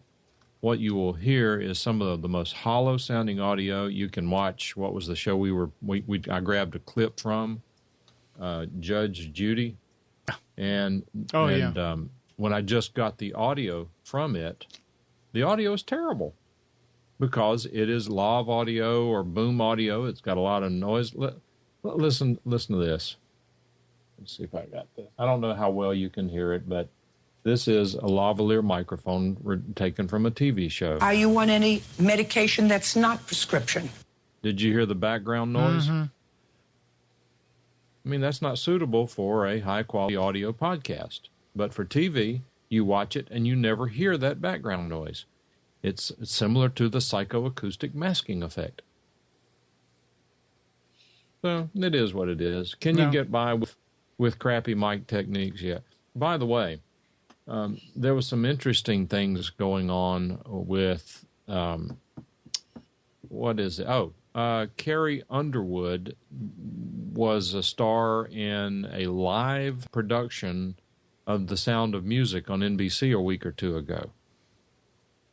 For some reason, I don't know if you heard about it, NBC got something like 18 million viewers, live viewers, for Carrie doing the starring role in The Sound of Music. I guess it was an adaptation of the Broadway production as opposed to a recreation. It was the Broadway production. They didn't do the movie version, so some people were upset because wait, this is different. But they took the Broadway version, and that's why it was criticized. And what was interesting is that during the entire production, there was this horrible background noise. It was a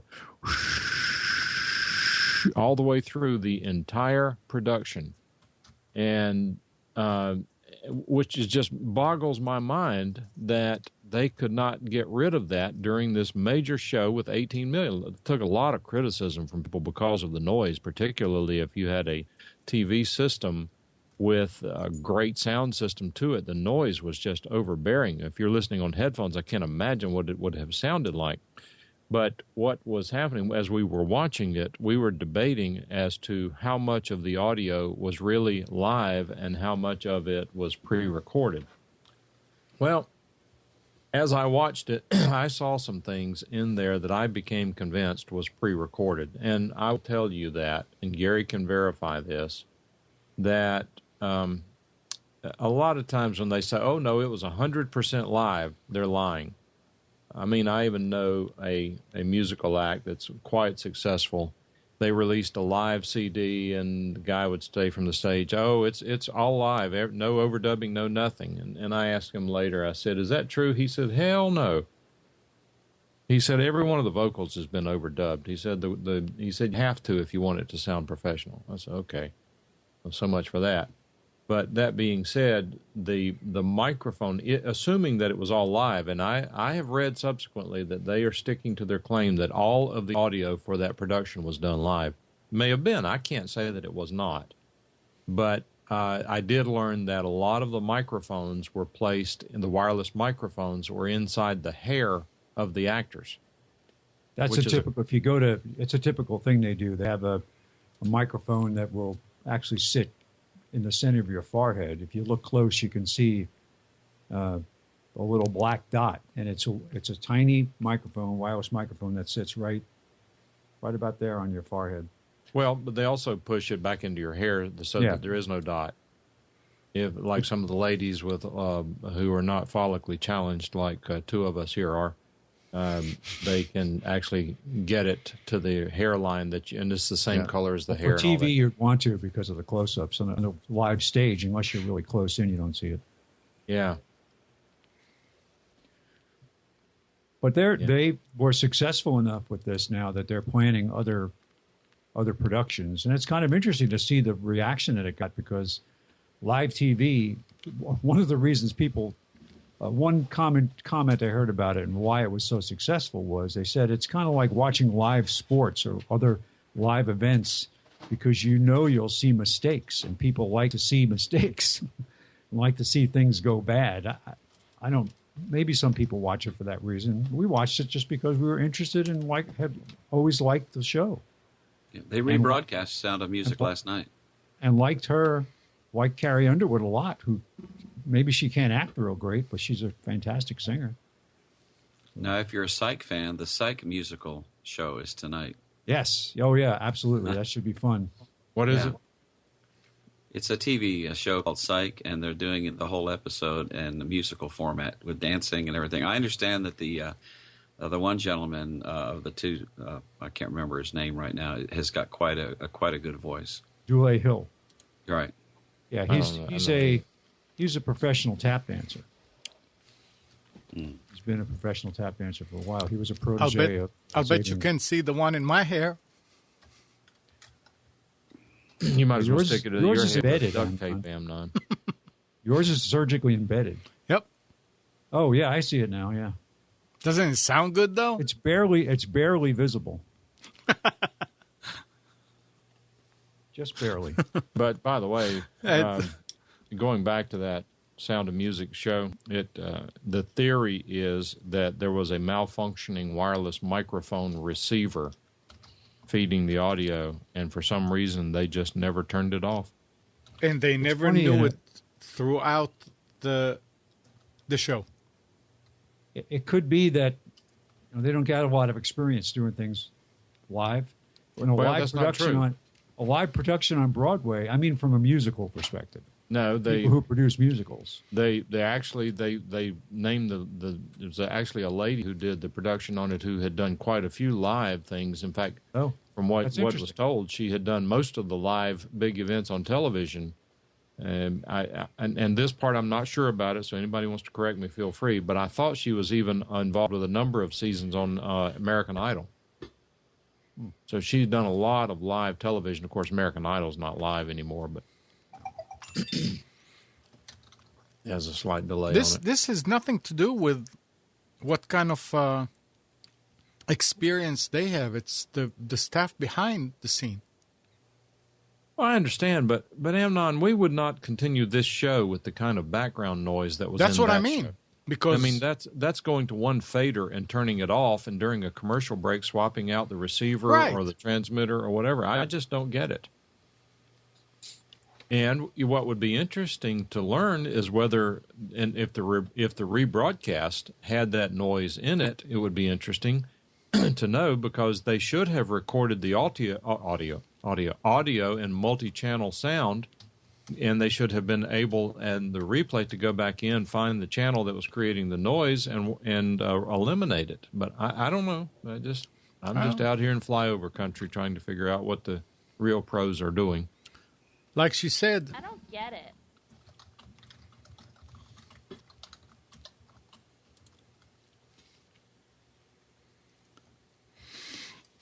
Well, I think Spence? They'll do anything for ratings, and to if there'll be more of these.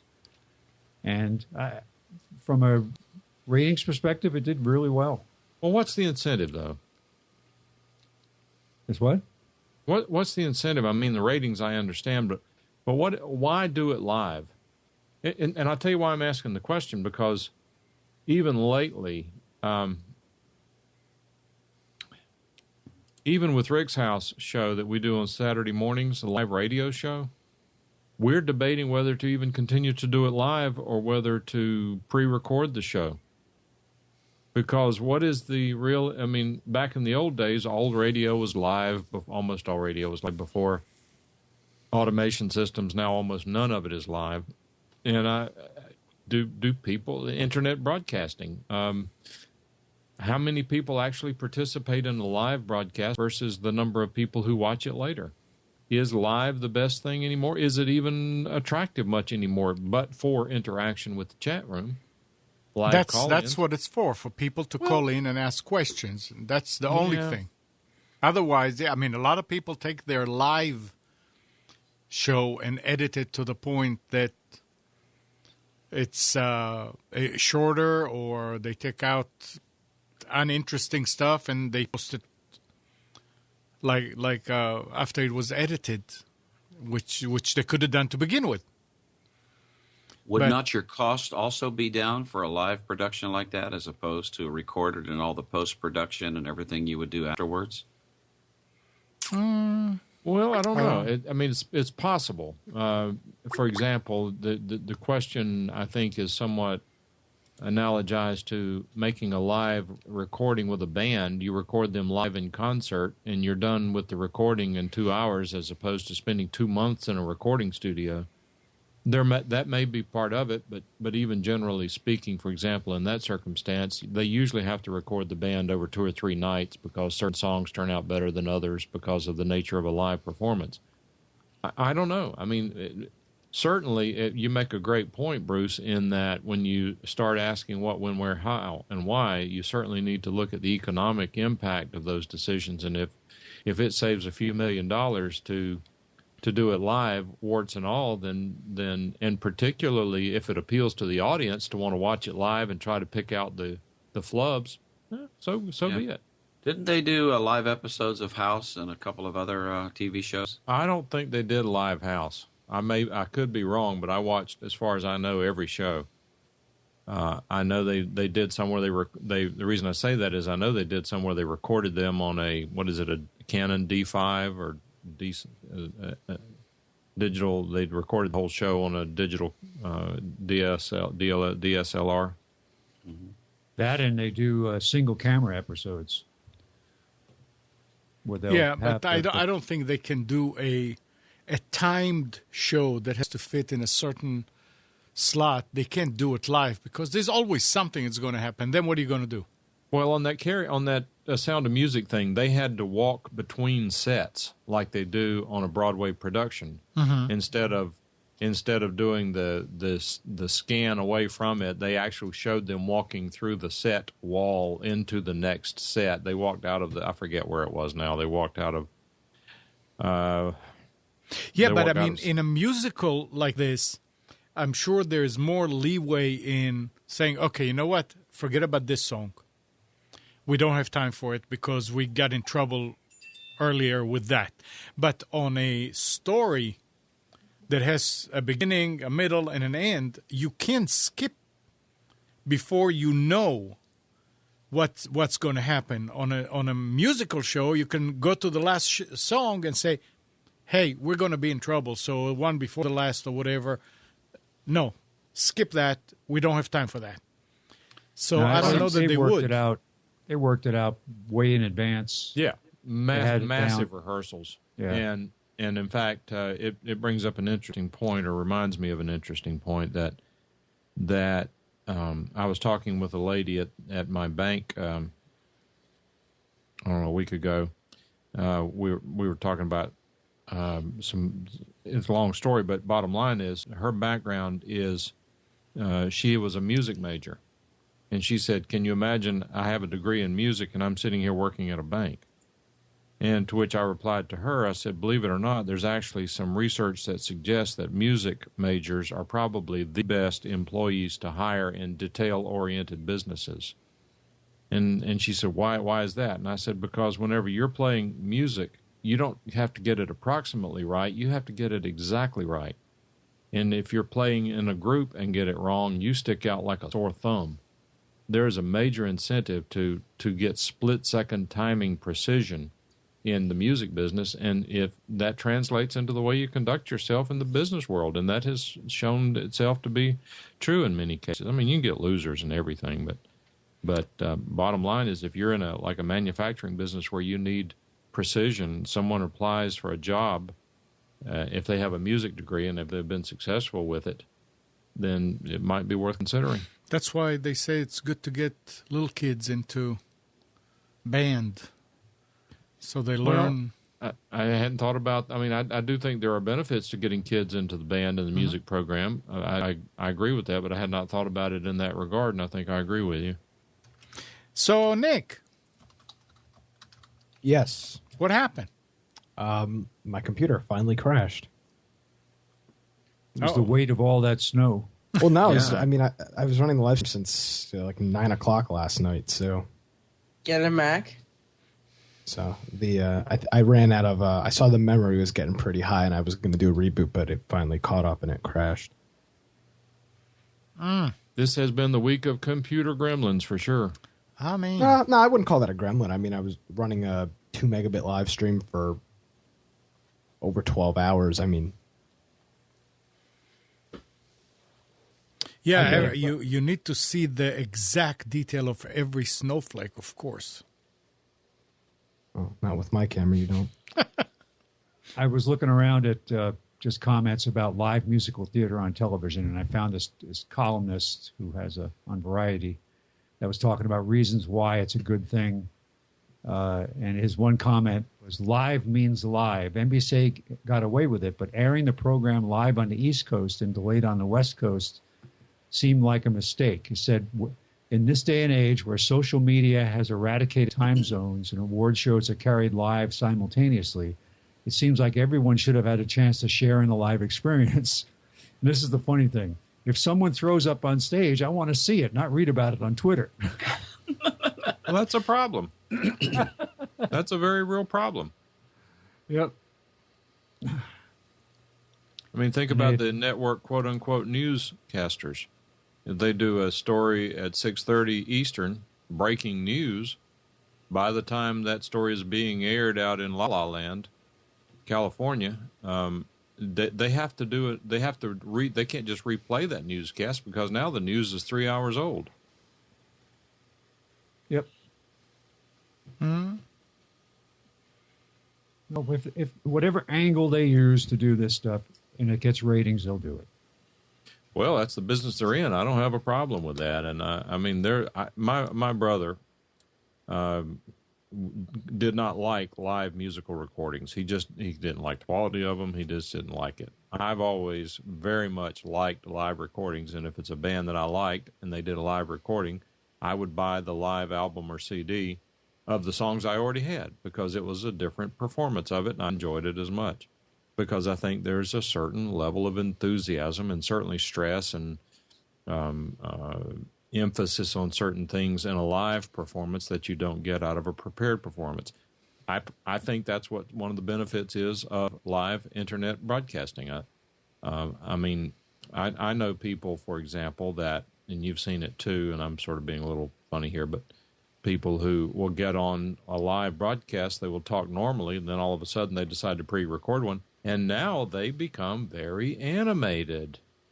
There's something about that red recording light that just changes the way people respond to the camera or the microphone.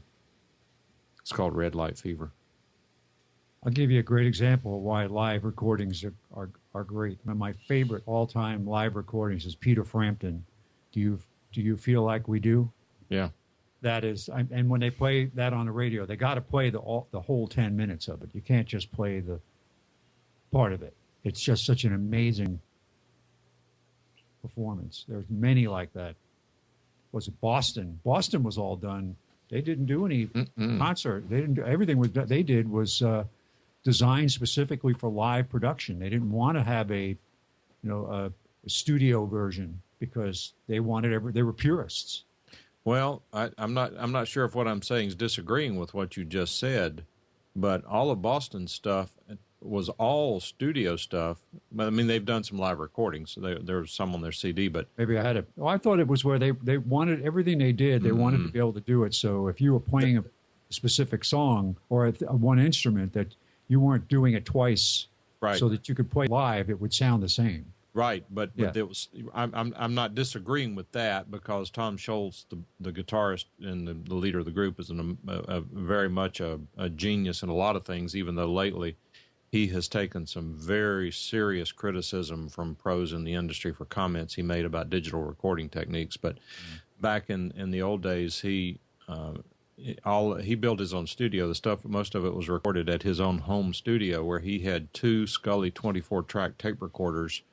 And as he said, they recorded the album. I think it was "Don't Look Back." They recorded the album using all 48 tracks of the two 24-track Scully recorders, based on using a synchronizer that he actually built to keep the two in sync. And he said ultimately he found out that the synchronizer didn't work.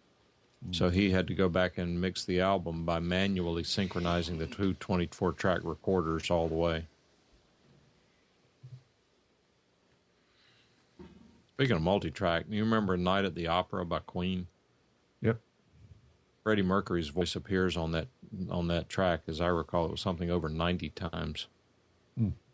Boston is coming out with a new album. I understand that it's out, and it is. I mean, Brent, do you know if this guy from Charlotte is still doing Brad Delp's part in the group? I can't remember. Tommy. But what happened was, while we're not talking about anything else, we might as well talk about this. But we're talking about the group Boston.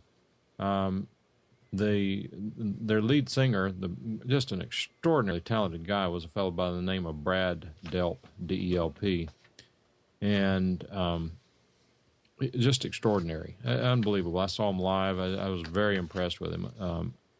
He apparently was quite depressed and committed suicide, and he was so unique that was the death of Boston as far as anyone knew. But there's this guy in Charlotte who'd never been a professional singer before, who apparently loved to do karaoke and sing at parties and things. Someone convinced him to make a YouTube video of him singing Boston songs. I can't think of his name. We'll find it in a minute, but Tommy something. And and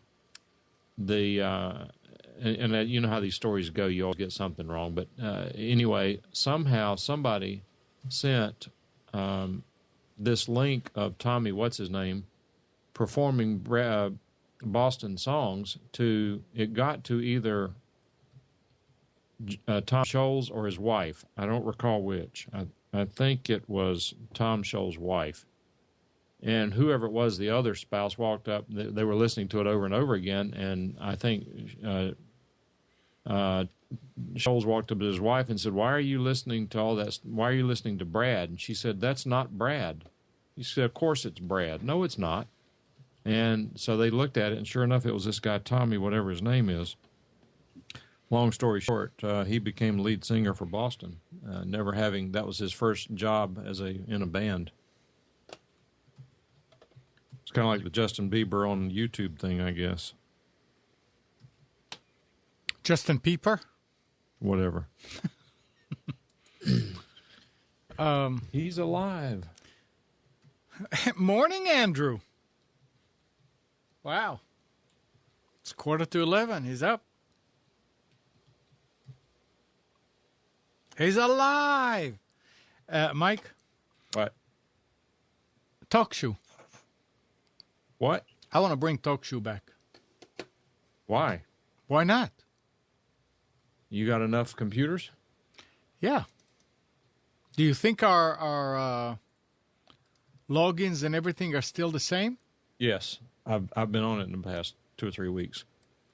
Tommy DiCarlo. Tommy DiCarlo. Sounds just like Brad Delp.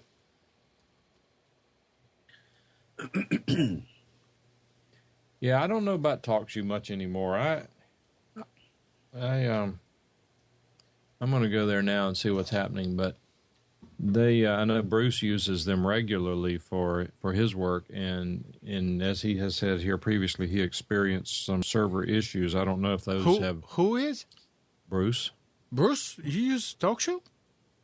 Yeah, but I don't do it live. I record locally and upload. I've got 2,784 episodes up there. The problem I've had recently, and I talk with customer service, every once in a while there'll be a week or so where, I upload an episode, it's 128 kbps quality, anywhere from 8 to 12 minutes long. And normally it's available within 10, 15 minutes. There's been a few times in the last couple of weeks where it's been like 2 or 3 hours before it's available. And here recently it's gotten back down to a more normal thing. But so I'm wondering how Andrew can say no one is on TalkShoe anymore. Surely he doesn't mean that exactly. No, he started drinking again. Yeah. No one is using this. Yeah. No, I don't have it. But what is bizarre, and again, I've talked with some of the people at TalkShoe, and they're good people. I just suspect they're not. It's like Andrew says, and I agree with him. It's so 2009. They're just not putting a lot of effort into it. The website is the same. The technology is the same. It's clunky to do a live broadcast. But what is so wrong with them is if you go to TalkShoe.com and bring up the front page, they have down at the bottom, featured and live now. And one of the featured shows is Eric Lanigan, Tech Talkback. I mean, Eric's working at a convenience store or something. I mean, he's not even into internet broadcasting as far as I know, and they still have him listed here. As I recall, back in 2011, it says he did a 3-hour show in 2011, 2011. He had a 5-hour show, but since 2011, he has not even done a live show. He had scheduled some episodes in advance, and periodically those show up, but they're 0 duration. And yet he's still featured on the front page. I mean, that's just stupid. And even then, my understanding is he was using TalkShoe as a telephone bridge, just like we do with Blog Talk Radio. He was not particularly using TalkShoe as his broadcast forum, but I don't know. I never watched him or heard him, so I don't know. Wow. I haven't done this in a long time, but I just did a search for the name of my podcast, and the top ranking in Google is Morning Manna by Rufus Parker, and most recent was 19 hours ago. Should I email Rufus? And tell him what? You said I've been doing Morning Manna for 7 years, and there was a guy that was doing a podcast called Morning Manna, and he was listening on iTunes, and I said something about it, and they took it down. But oh, well, sure, why not?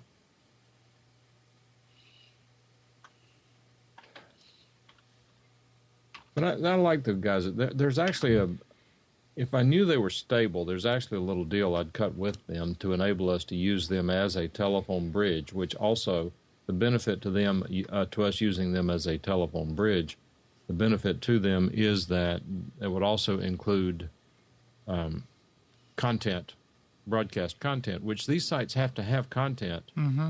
They have to have customers to be able to stay alive. So I've said it to Bruce, and I'm saying this strictly as an opinion, not because I know anything about it, because I don't. But I'm just saying that when I see things that appear to be not deserving of the attention that they appear to be deserving of, when not receiving it, then you just, at some point, you expect to go there and get a link is dead at one of these days. And I just wouldn't be surprised if they don't say, wait a minute, there's Gary will know, there's a site called radio-info.com, radio-info.com. It was a forum, an online forum for radio people, all insider information, very successful, been around for quite a few years. They shut down in one day and didn't warn anybody or tell anybody, is gone. Just boom, poof, gone. And the reason why is they got tired of losing money. They just weren't going to lose money anymore. They don't have the affinity or the affection for these sites that a lot of their users do. So they left a bad taste in a lot of people's mouths.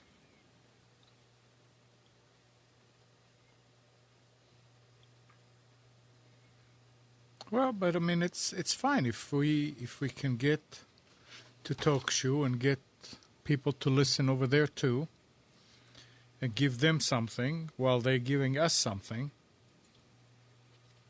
You know.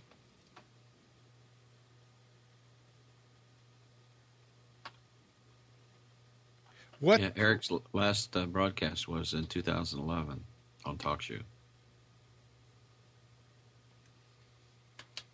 Nobody's heard from him that I've heard from lately.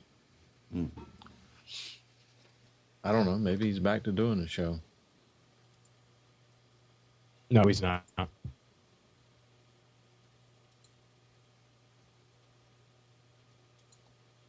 Let's see here. Well, Mike, now you know why I want that fancy camcorder. No, I guess I don't, Dan. I don't get it. Doug wants to know, how does TalkShoe differ from others like AudioBoo? TalkShoe is very much like Blog Talk Radio. They are the difference is that for all their ills, Blog Talk Radio has, in my opinion, the best interface for screening callers. It is an excellent interface when it works. TalkShoe does not have that. they have an online screening system, but you really can't hear the person's voice before you select the call and put them on the air. And for what they're doing, that's probably fine. They could make a few software changes to it and improve it. But to answer your question, Doug, both TalkShoe and Blog Talk Radio are telephone bridges. They're, as I understand it, running on Asterisk or some similar SIP-type server. That's why the quality is so horrible as far as the live broadcast. It is a telephone call. What TalkShoe does that I think is fabulous, that Bruce takes advantage of, is that you can you don't even have to stream to it. You can upload your own replacement file for a show to TalkShoe and actually link to their server and stream your 128 file, MP3 file from the TalkShoe server to wherever you want to distribute it. And it works. It works really well. So long as they stay there. You can do the show. There's no time limit on the show. Blog Talk Radio has time limits. TalkShoe is free. Blog Talk Radio is, I think, fairly expensive for what you get, particularly with the poor quality of the performance that we have been experiencing with them lately. So we'll have to see. I don't know. I do have an option with TalkShoe. I don't know if they're any better. Amnon's going to play with it. The problem we run into on some of these services is that the latency gets so high that people are talking on top of each other. Even Andrew experienced that whenever Andrew was hosting the free-for-all Friday night. Spencer Coburn called in to the show on the phone, and there was a pretty significant lag between Spencer and others on the show, and they ended up talking all over each other. I'm looking at Eric Lanigan's blog, and the last entry was May of last year, and it's an entry about his appearance on GFQ Network's Tech News Weekly. I wonder if Andrew's heard anything about Eric. You know, it concerns me. The guy's, you know, the kid's sharp. I mean, and the fact that, you know, you don't find anything in a long time about him makes me a little bit concerned about his. He's fine. Okay, that's good. Hey, Mike. This Yo. is Dan. Hey. What I was referring to in context with the conversation was about the camcorder that I'm considering was the value of pre-recorded content versus live, and specifically this particular camcorder allows me or may allow me to view myself while I'm talking instead of looking off axis from the camera, which is typical of Skype cameras.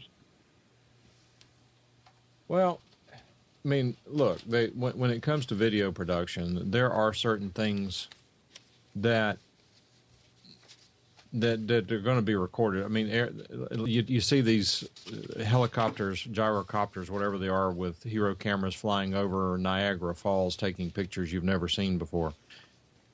That's going to be recorded for a couple of reasons. Even though you could use a camera to broadcast that video back and broadcast it live, how many people are going to be sitting in front of a TV or a computer at that moment in time watching it? I mean, you look at all the hubbub it took to do the live performance of the guy jumping out of the balloon at 128,000 feet or whatever it was. Millions of dollars worth of equipment required to set it up to make it happen. And so there will always be content that by the necessity it would be best recorded and played later. But I guess what I'm getting to is that this show, for example, is a live show. There are people who watch it. I mean, we see the numbers. People who watch the replay of it and what have you. And I know that even Tom watches it in replay because he's in church during these hours, as I recall. And so the recording part is valuable, but I guess I'm not sure where the live thing is going. I know that Gary said earlier terrestrial radio is dead. Well, if it's dead, it's because everything is an IBM computer sitting in the back room at a bail bondsman's house playing the audio over the tower. I mean, where's the excitement there? So has pre-recorded worked well for radio, or has it killed it? If everything is pre-recorded in internet broadcasting, does that help things or does that kill it? I think maybe the mix is a happy medium. And what I'm saying is, in your situation, whenever you get this recorded content, which I mean, it's ridiculous to think you're going to be doing a live broadcast from Europe, if not for the technical reasons, because of the time lag. I mean, who's going to be up at? Who's going to? If you did it first thing in the morning, it's the middle of the night here. If you did it in the afternoon here, it's morning here. I mean, the time lag is a major problem for live. It's even a problem for live shows between East Coast and West Coast, as we were talking about earlier. All that I think I parsed my words incorrectly in that I'm always looking at more than one source or one use of a particular piece of equipment. Sure. And the for instance, getting back to this show, to me it would be lifeless without being live because of what we're doing right this second, being interactive versus passive, watching the show. And like I had to watch part of last week's show because I was kind of down with my health, but I had a lot of questions regarding the backup power supplies and all that stuff. But this show is crucial for me in terms of enjoyment to be live so we can interact.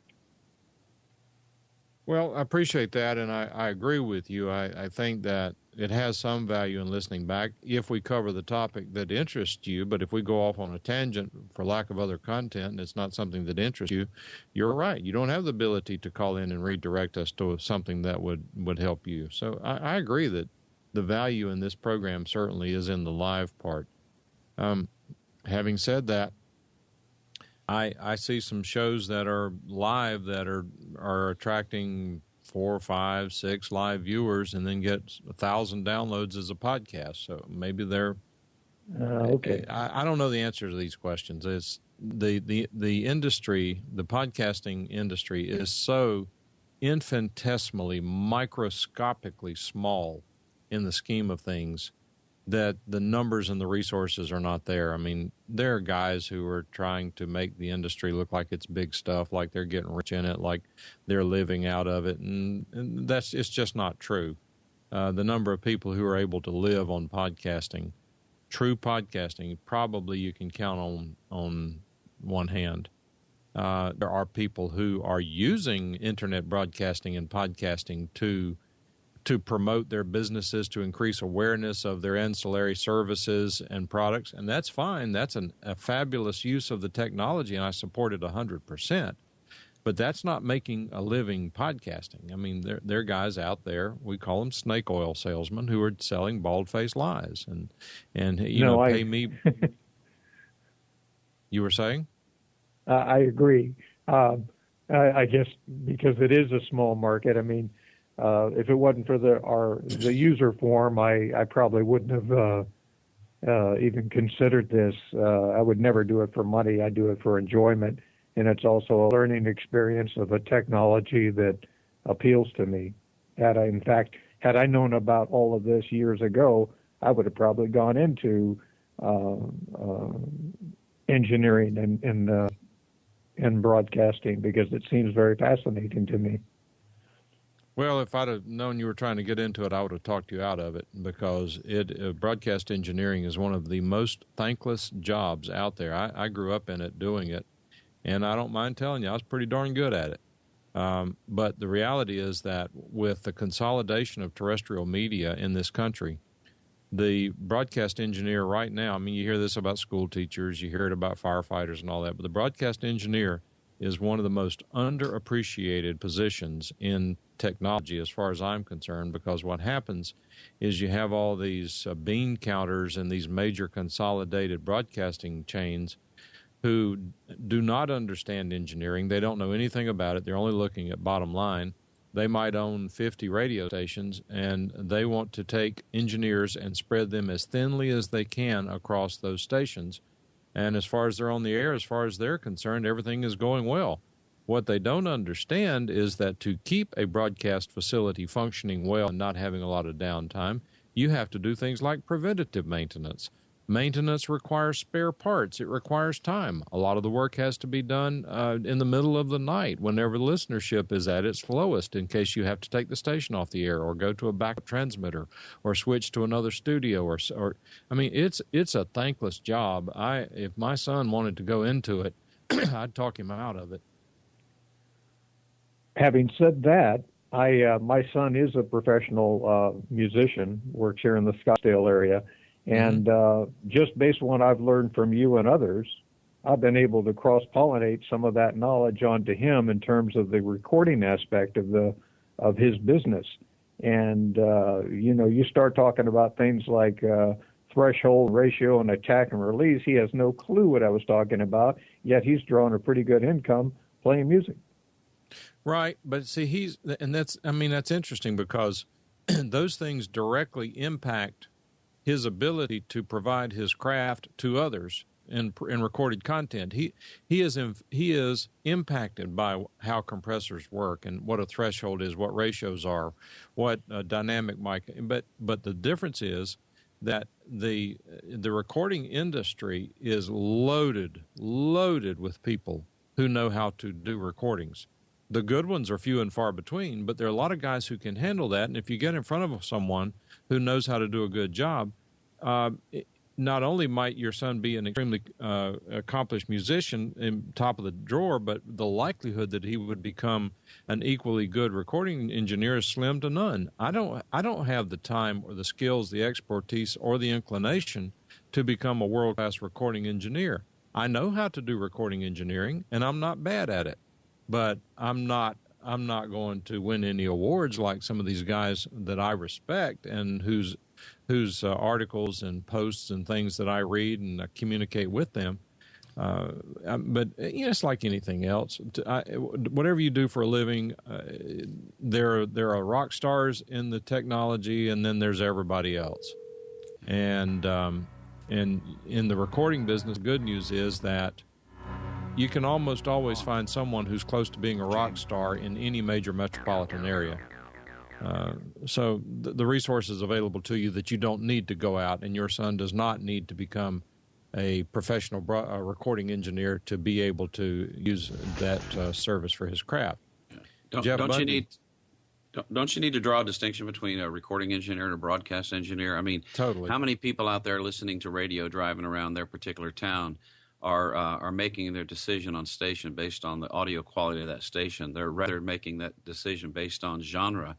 I wonder if the content versus quality thing that exists in podcasting that we've talked about before in YouTube videos is also true in radio. I mean, for us, it's an art. Okay, if I have a choice and there's two stations playing the same genre, I'm definitely wanting to go to the one that has the best quality. But then there's another a factor in that decision, and that's the DJs and their interaction and their personality. But I'm wondering. I lament what you're saying about broadcast engineering when it comes to radio, but it's probably just become a fact of life. You're right, and I'm trying to draw that distinction because I have both interest in music recording and the broadcast. But just in the short time that I've been on the forum and listening to this show, every time I listen to anything, whether it be on television or the internet or in the car, I'm saying, you know what? That compressor is set too hot, or it's too much compression there. I can't help but analyze the damn audio when I'm listening. And to me, it's I don't know, for my son, I think musicians grow into recording when they no longer have the inclination to sing or can't and play. Alan Parsons would be a good example.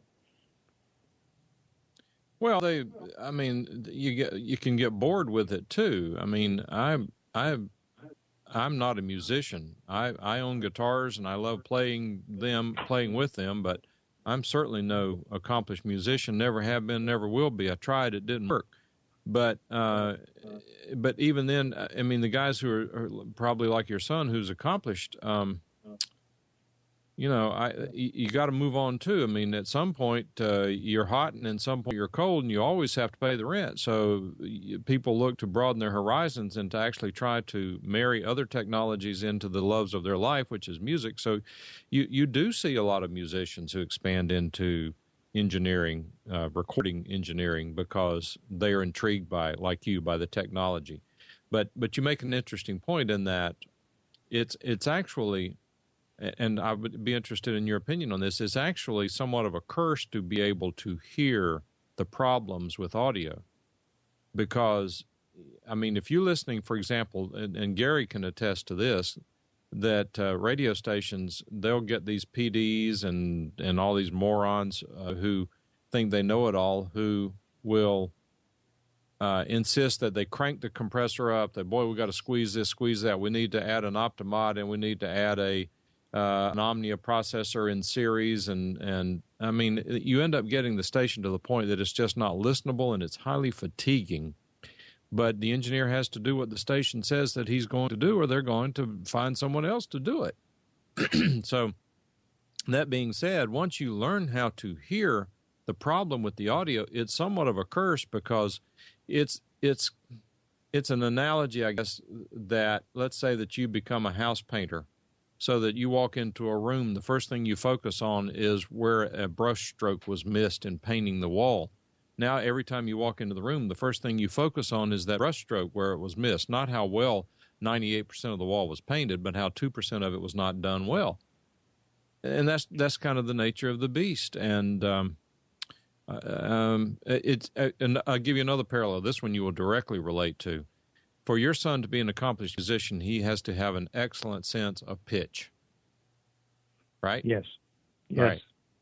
You don't learn that. You're born with it. I don't care what anybody says. I've argued it till I'm blue in the face. People disagree. I don't think you can train someone to hear on pitch. If you have the ability, you can develop it further. But if you don't have it, it's toast. You're toast. Having said right. that, yeah? You're right. All right. Having said that, and maybe you have that as well, I have it to some extent. I'm about a 50-50. Having said that, one of the most painful things in the world for someone who can hear pitch, like Bruce. Bruce is a guitar player. I'm sure he can hear pitch really well. And one of the worst things in the world is to have to listen to somebody like Taylor Swift sing live. I mean, it is fingernails on a chalkboard. They're not even within a half note sometimes of what they're trying to sing. Thank God for auto-tune. Having said that, people with good hearing, like your son, can detect when audio has been auto-tuned. It's a curse.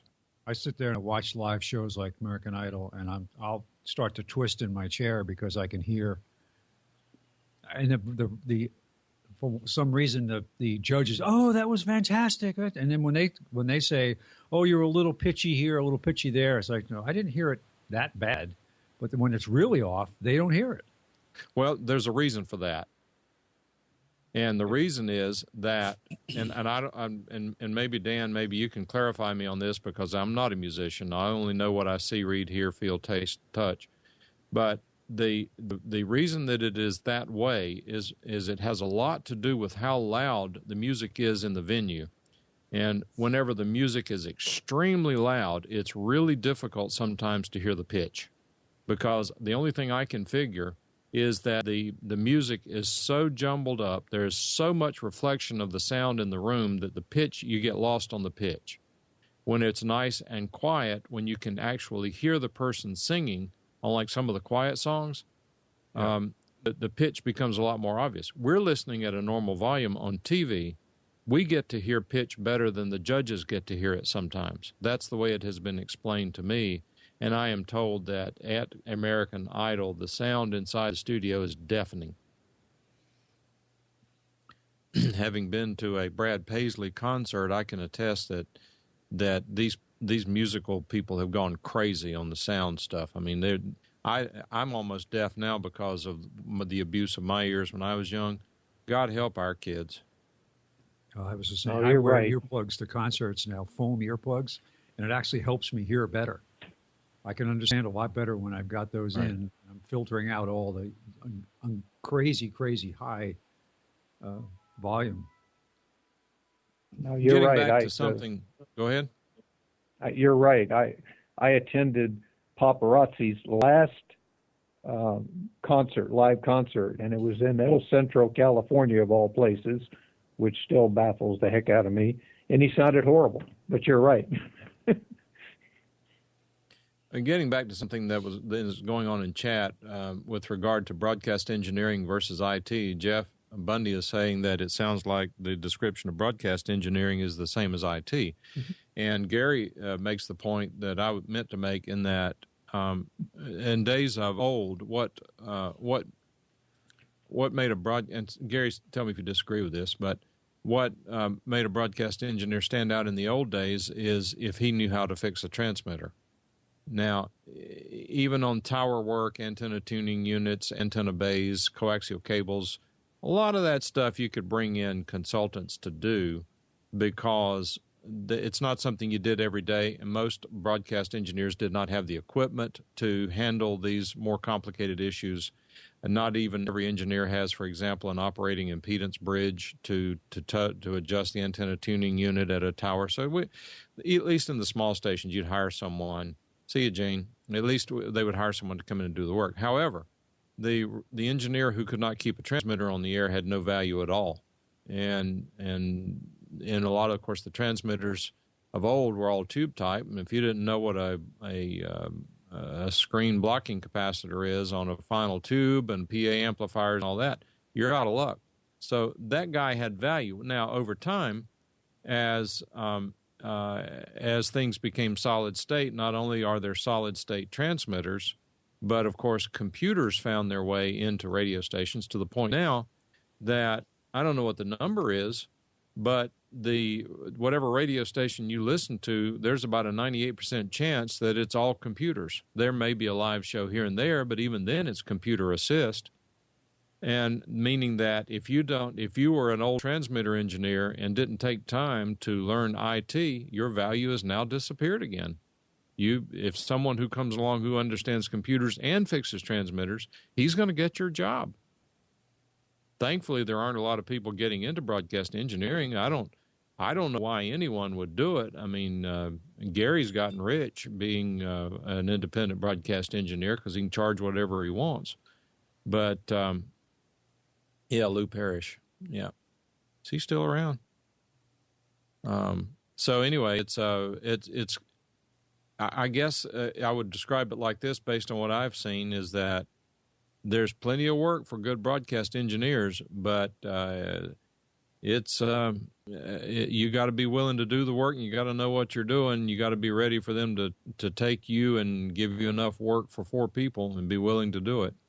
Died in 1999. Yeah, he was at PTF, as I recall, Lou Parrish. I talked with him a couple of times, but I did not know him. How do you get a 25,000 watt dummy load, Amnon? You buy one. It's just a resistor with a couple of tuning components in it and a bunch of fans.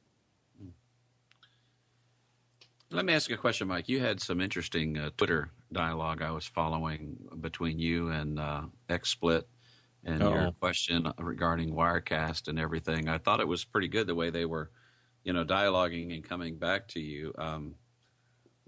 What was the result of that? What were you trying to find out? Did you get the information you needed? Well, it's interesting, and what Bruce is talking about is I was having a dialogue with someone, I don't remember whom, and it kind of XSplit is a video broadcasting package software that they started out. Bruce told us about it. We tried it. The first version, it was free to use. If you purchased a 2-year license, it was like $59 for the pro version. And a lot of us bought it. It was very useful. It was a very useful software. And my observation was, and I don't think Bruce, and of course Bruce, I think you're using it now, and I know Spence is using it now to generate the video effects that you're using.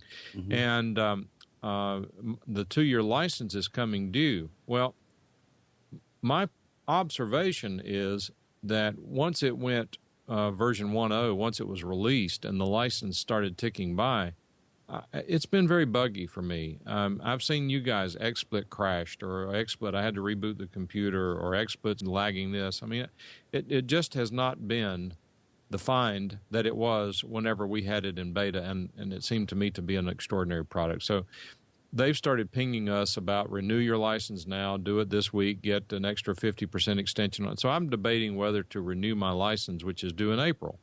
Mm-hmm. So while I use Twitter to reach out to these companies who you have trouble reaching in other ways, in this circumstance, I really was not reaching out to Twitter, to XSplit. I wasn't trying to hammer them. I'm not trying to say anything negative about them. I'm trying to decide whether I should spend the money to renew my license to XSplit. I interact with a lot of people on Twitter who use XSplit, and that's actually who I was reaching out to. And so what happens, I'm saying, what do you guys think? I don't recall the tweets now, but something, what do you think? Are you going to be renewing your license? How's it working for you? Something like that. And I commented that I haven't had good service out of it. Well, XSplit responded. They wanted to know what problems I've been having. And I wasn't planning to engage with them, and I'm not trying to blast them on Twitter, so I kept it short and sweet. And I'm saying that I've had a lot of crashes and things like that. And then they offered to me send them my log, and then they're going to work through it with me and all that. And I appreciate that, and I agree with Bruce. I do think it was very responsive on their part. I would interpret what has happened to some extent. They were extremely responsive whenever we first started using them, Bruce, whenever you told us about them at first. I mean, they were Johnny on the spot responding, and they wanted to know about bugs. Several times after that, I tried to reach out to them with questions, and I never could get them to answer. And the reason I reached out to the Twitter group is because I commented that XSplit were not very responsive to requests, and they responded to it, much to their credit. And I think their responses were reasonable, and if I were willing to dig deeper into it, then I probably would pursue it with them. But at this point in time, I now have Wirecast Professional, which is the $1,000 software package I have that I'm going to spend some time learning it. And one of the things I asked about is, what does XSplit do that Wirecast does not do? Why should I, it's not but $59, $60, whatever it is, but why should I spend the money to renew my license to XSplit? If I have Wirecast, what am I giving up? And so far, no one has really substantively answered the question. Yeah, one of the things you need to keep in mind is XSplit could do some things that Wirecast could not do a long time before Wirecast got it, like virtual camera, Right. broadcasting to multiple CDNs at the same time. So, I have VidBlaster and XSplit, and I've played around a little bit with Wirecast, but I'm definitely going to renew my my XSplit. I think for me in the forums they've been responsive. I'm one of the beta testers, and when I've typed information in there, I've gotten some good feedback. One of the other issues with XSplit is they're on the other side of the world, and sometimes the timing isn't as quickly and as immediate as a company that's located in the U.S. like Telestream is, and so forth. But it was interesting. I like the idea that people are listening. In fact, I wonder if XSplit, they see Mike Phillips and they see your question. I wonder if some of these companies go a little bit deeper to find out, hey, this Mike Phillips is not just a guy on Twitter, but he's a guy who's connected. And they reach out maybe a little more strategically to people like that. I haven't observed that. Even the companies, there are several companies with whom I have some pretty good relationships. Even they don't reach out on it. Example, excuse me. I've tried to reach out to Behringer on Twitter, and they had a guy who was handling social media a couple of years ago. He and I tweeted something. He contacted me, like you're saying, and boy, we'd like to have you. They offered me to become their main blogger on the Behringer website. They offered it to me, and I declined. I didn't want to spend the time. I'm not that interested. He ultimately left the company and had some not so polite things to say about the company. He really enjoyed the people he worked with, but he didn't have such good things to say about the company. That being said, I do then and still do now recommend certain pieces of Behringer equipment for certain applications. Amnon is using a Behringer mixer. Bruce is using a Behringer mixer. I don't recall. Do you have one, Spence? I guess he's gone. No, I have two. Okay, so and for what they're used for and for what they cost, I think it's the best recommendation. Nick is using a Behringer. Nick has the same one that Amnon does. Yep. And I think it's well worth the money for what you're paying. Now, Gary is quite opinionated. I know that comes as a surprise, but he types in chat that Behringer equals junk. And Now, let's qualify that. Other than it's Gary is in the professional broadcasting business. I mean, I can tell you that a lot of the things we talk about, he's sitting there shaking his head, say, "Oh, you guys just don't know." Well, he's in the professional business. He has to put in equipment that's going to last 25, 30 years, but it costs a whole lot more too. That being said, there is no way that Gary should ever install a piece of Behringer equipment in a broadcast studio, professional studio. It wouldn't last 3 months because the pots are not made to take the abuse. The Behringer mixers that a lot of people use are what, the $200 to $300 range? Mm-hmm. Gary, how much is a Shalco attenuator, a ladder step attenuator these days? I mean, just the pot in one of these boards, a stereo ladder attenuator in one of these boards is probably $150 just for one channel. That's just the knob to turn. And the reason why is because they last forever. And whenever they stop lasting forever, in the old days, you could take them out, send them off, and have them rebuilt for less than half price, put them back in, and get another 20, 30 years out of them. So Gary's point is correct in that Behringer in a professional broadcast environment is junk. No manufacturer would ever do it. But you look at the equipment, the professional equipment that Andrew Zarian has, he's got like $8,000 worth of equipment in his control room for his internet broadcasting because he's using Omnia Audio professional-grade broadcast equipment. That being said, it's probably going to last longer than Andrew does.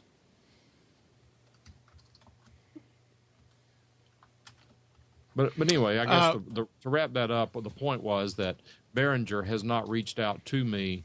I actually reached out to them, I don't know, a couple of months ago because what I have, Shalco's out of business. Pinion Giles, conductive plastic, around $100 each. I mean, that's just for one channel.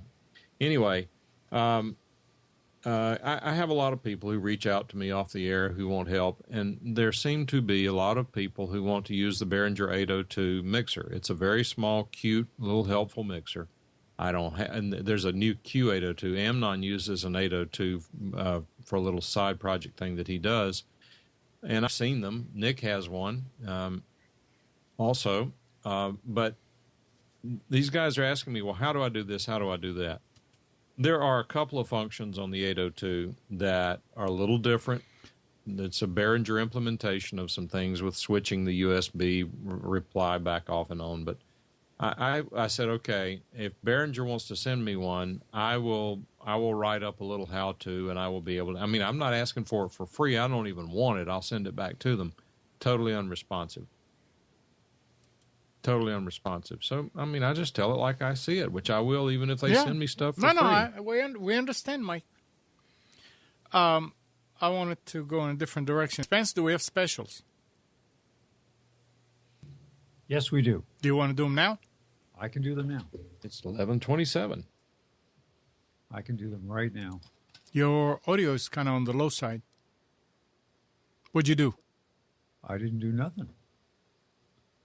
Let me see what I can do here. My audio. I boosted it, but I didn't change anything. Well, now it's okay. Maybe I'm just not speaking loud enough. I don't know. Go ahead. Okay. So, starting with Staples, a lot of laptop deals out there that are okay. I'm not seeing the kind of price cutting that we saw for Black Friday. I'm seeing kind of standard, regular, every week discounts. Nothing that jumps out as being, oh my gosh, that's such a good price, you need to buy it. But be that as it may. 15.6-inch Toshiba laptops have got an AMD E1 version for $249, an i3 version for $349. Acer 11.6-inch AMD A4 touchscreen laptop for $299. That's probably the cheapest touchscreen out there today. Touchscreen with Windows 8. 8 gig of flash memory for $578. That's 7 off. 16 gig for $778. That's $12 off. 32 gig for $1478. That's $15 off. And 64 gig for $29.78. That's $40 off. Apple TV is actually on sale. It's $15 off. It's $84. Toshiba portable USB drive, 1 terabyte, $59.99. Save $15. 2 terabyte version for $89. Save $30. They've got a Brother wireless printer scanner, fax copier, inkjet with duplex. Now this, at first, good price at first. Why is Bruce in the fire? Poor Bruce. Bruce is burning up. I'll have to change my scene now just to get you. I'll have to have something else going on here. Yeah, he's hellbound. Oh, my snow's not going to work right because of the. It's working. The background. No, but it's not looking the way, like it should because I have the lighting different. I'll have to go with my wildlife stuff here. That would be better. Turn on my. You guys look at the. Oh no, it's not. It's still not right. The chroma's not right. Well, it's good. It'll work. All right. So this particular Brother specials printer, specials must not be very good today if he's trying to get us to I'm distracting watch you. all kind of Nothing to see here. Move along. For $69.99, they've got this printer scanner, fax copier, inkjet, which also has duplex, two-sided printing, as well as smartphone printing. Good price is $69.99, but Office Depot has it for $59, and I'll mention that later. Same identical printer. HP Slate 7-inch 8-gig tablet, $99, save $40. All tablets, as you would expect, are on sale. Dell 8-inch 32-gig Windows 8.1 tablet, $279.99, save $50. Lenovo AMD A4 quad-core desktop PC, $249, save $100. A Microsoft Natural Ergonomic Keyboard. This is half price, $24.99. Normally $50 is $25 off. APC 600 VA battery backup, $39.99. That's $35 off. 700 VA for $79. $79.99, save $20. A Western Digital Cloud Drive. This is a network attached storage device. 2 terabytes for $149. 3 terabytes for $179. That's all at Staples. At Office Depot, 7-inch 8-gig Galaxy Tab 3 Android tablet, $169.99, $30 off. They have the 10-inch version of that. I'll mention that in a minute. Oh yeah, $299 for the 10-inch version. That's $100 off. 16 gig of memory. Each of these comes with 10 Google Play credits, 3 months of Hulu Plus for free, and 12 months of Boingo wireless access for free. I mentioned earlier about the printer scanner fax copier from Brother, the inkjet. That same one I mentioned earlier for $69 at Staples is $59 at Office Depot. Logitech M325 mouse. This is a wireless mouse, and it comes with all kinds of interesting colors and patterns. This is really a stocking stuffer. $14.99. It's half price. Normally $30. Save $15. Got a wireless Epson Expression small-in-one. This is a printer, scanner, copier, inkjet printer. $69.99. Small form factor. $30 off. All of the Neat scanners are on sale. Save at least $30 on all models. Brother wireless mono laser with duplex. This is $109 at Office Depot, but interestingly enough, it is $99 at Office Max. But this is a great printer. This does two-sided printing, and it is a laser, so it'll be much cheaper to run if you don't need color printing. 20-inch HD LED monitor, $79.99, save $40. Logitech wireless wave keyboard and mouse for $49. That's $30 off the regular price. Touchscreen laptop starting at $329.99. They've got a convertible Win8 tablet starting at $529. That convertible, I mean you can detach the tablet touchscreen portion from the keyboard. Normally looks like an Ultrabook and then becomes a standalone tablet, starting at $529.99. They've also got the Dell Venue 8 Pro Windows 8.1 tablet, for $269.99, save $30. That's at Office Depot. At Office Max, Dell 11.6-inch Intel processor, Win 8 touchscreen laptop for $299. That's, again, the bottom price is $299 for a touchscreen laptop. Mach Speed 8 gig Android tablet in different colors, $69.99, save $30. Samsung 23-inch LED monitor for $119, save $70. HP LED monitor for $79.99, save $60. An AOC 24-inch LED monitor for $139.99. Wow. Yeah, that's really good. That's a big monitor. I have 23s on my desk, and they're big. 24 for that price. I think I paid $149 for these 23-inch monitors. HP 15.6-inch i3 touchscreen laptop for $429.99. I have an i5 version of that for $619.99. A wireless HP Envy 5530 printer scanner copier inkjet with automatic two-sided duplex printing and smartphone printing for $99, save $30.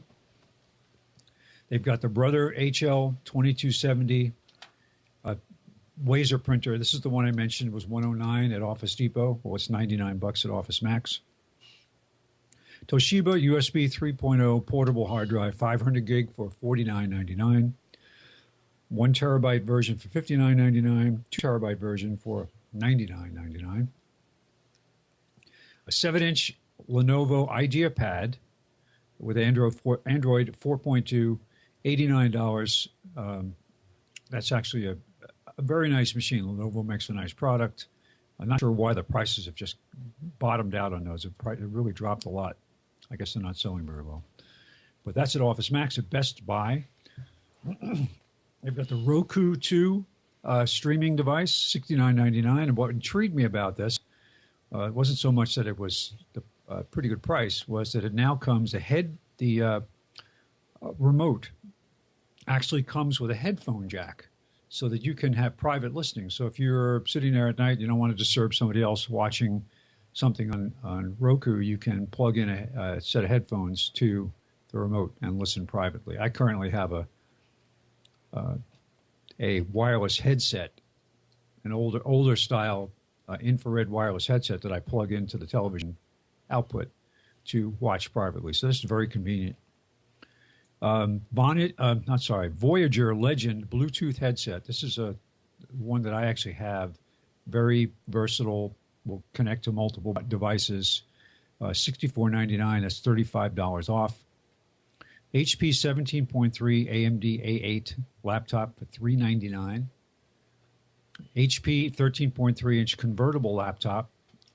i3 for $649. That's $80 off. i5 for $799. That's $50 off.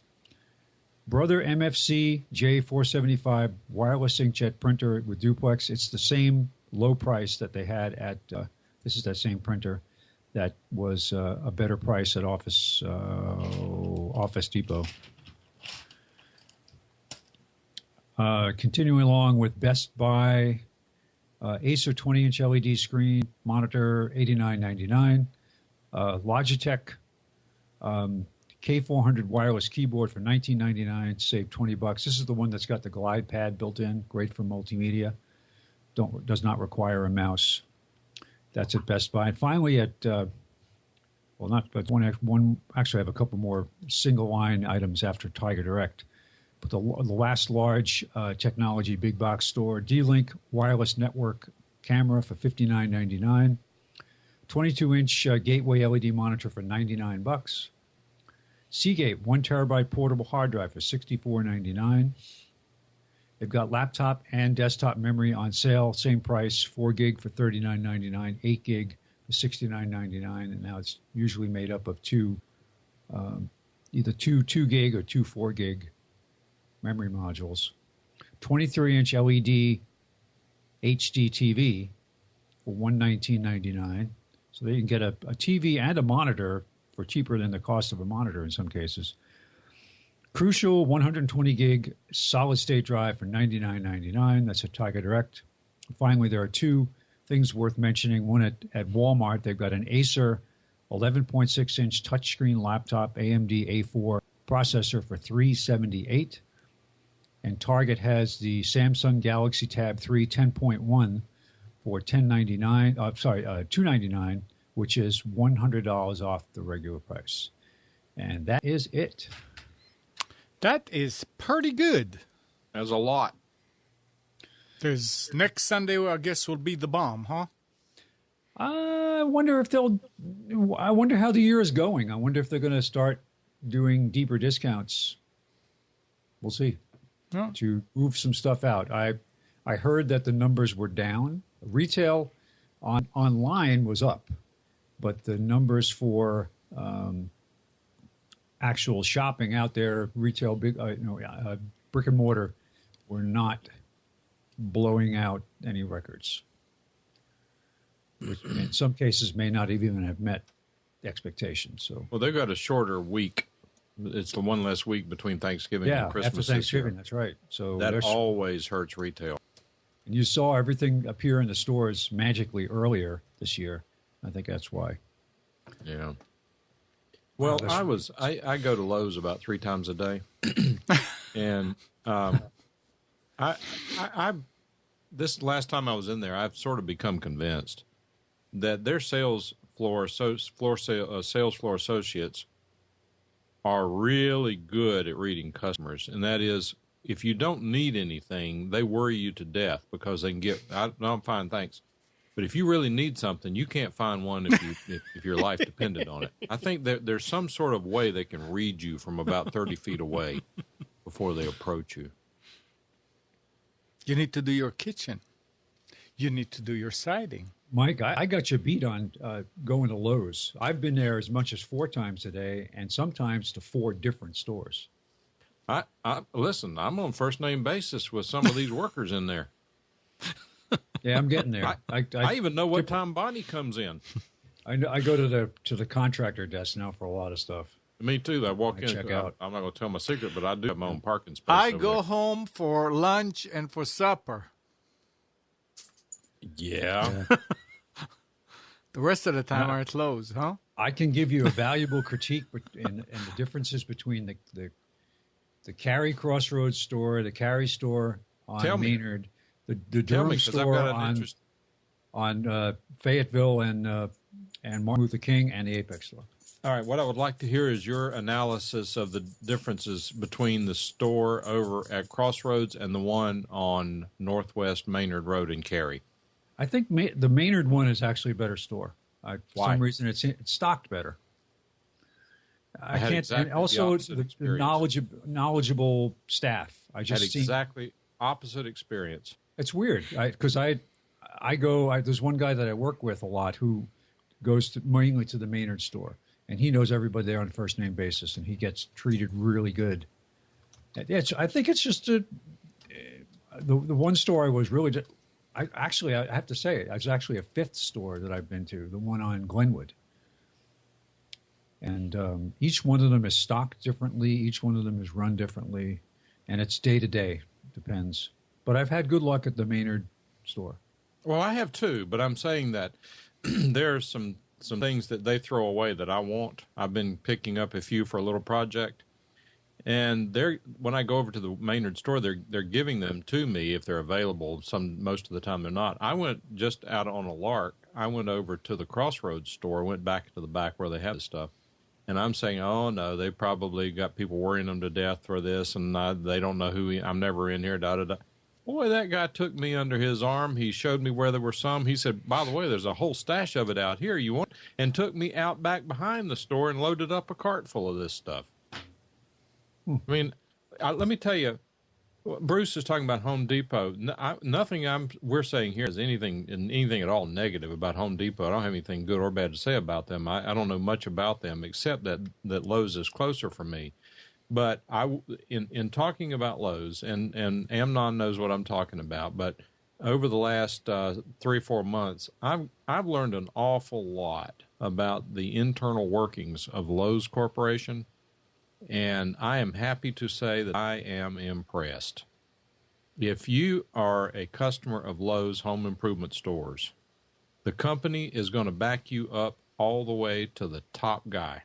all the way to the top. And what I'm saying here is, you know that when you go into a store and an employee is rude to you or says something that's untoward towards you, you can get that person fired. You will win 100% of the time. You as the customer, as long as you're reasonable, that company is going to take what you say to heart. There's a store that, in fact, it may have to change because I know some of the numbers, but one store had about 17% of their daily volume show up as returns. And that's expensive for a store to do. And that could be a problem. But if you buy something at Lowe's and you're not happy with it, they will take it back. and almost no questions asked. I return a lot, but it's simply because I'm buying anticipating a repair. So I buy something in advance, or I might buy several versions of something. And I return it simply because it's new, brand new. It's not that there was anything wrong with it. It's Right. just that I want to be prepared. And even being prepared, I still have to make multiple trips. But that's just the nature of what I'm doing. Right. So. But the stuff you take back, they can go straight to the shelf with it. Right It's to the not shelf. open. Yeah, it has to be repackaged, and they're going to have to mark it down as an opened item. Yep, true. But unfortunately, those two show up the same on their inventory, so they're going to have to deal with that. Because I returned a $100 compressor because I bought a $200 one, but I had not even opened the box. So if your ex-wife works at Lowe's, you can get her fired. Well, I don't know, Gary. Possibly. I know that if she provides bad service to her customers, she will get into hot water with the company and will be very limited in her growth potential. Bottom line is that when you walk in there, I mean, look, if you go into Lowe's and you're looking for something, if a Lowe's employee walks by you and doesn't offer to help you, if his or her supervisor sees that, they're in hot water. Even if they're helping another customer, it may be, I'm with a customer, let me get somebody over here to help you. And I got to tell you, you know what? Some companies are rotten to the core. Lowe's appears solid to the core. That's just based on what I've learned in the last 3 months, and I might be in here 3 months from now with a completely different opinion. But that's mine right now, and that's...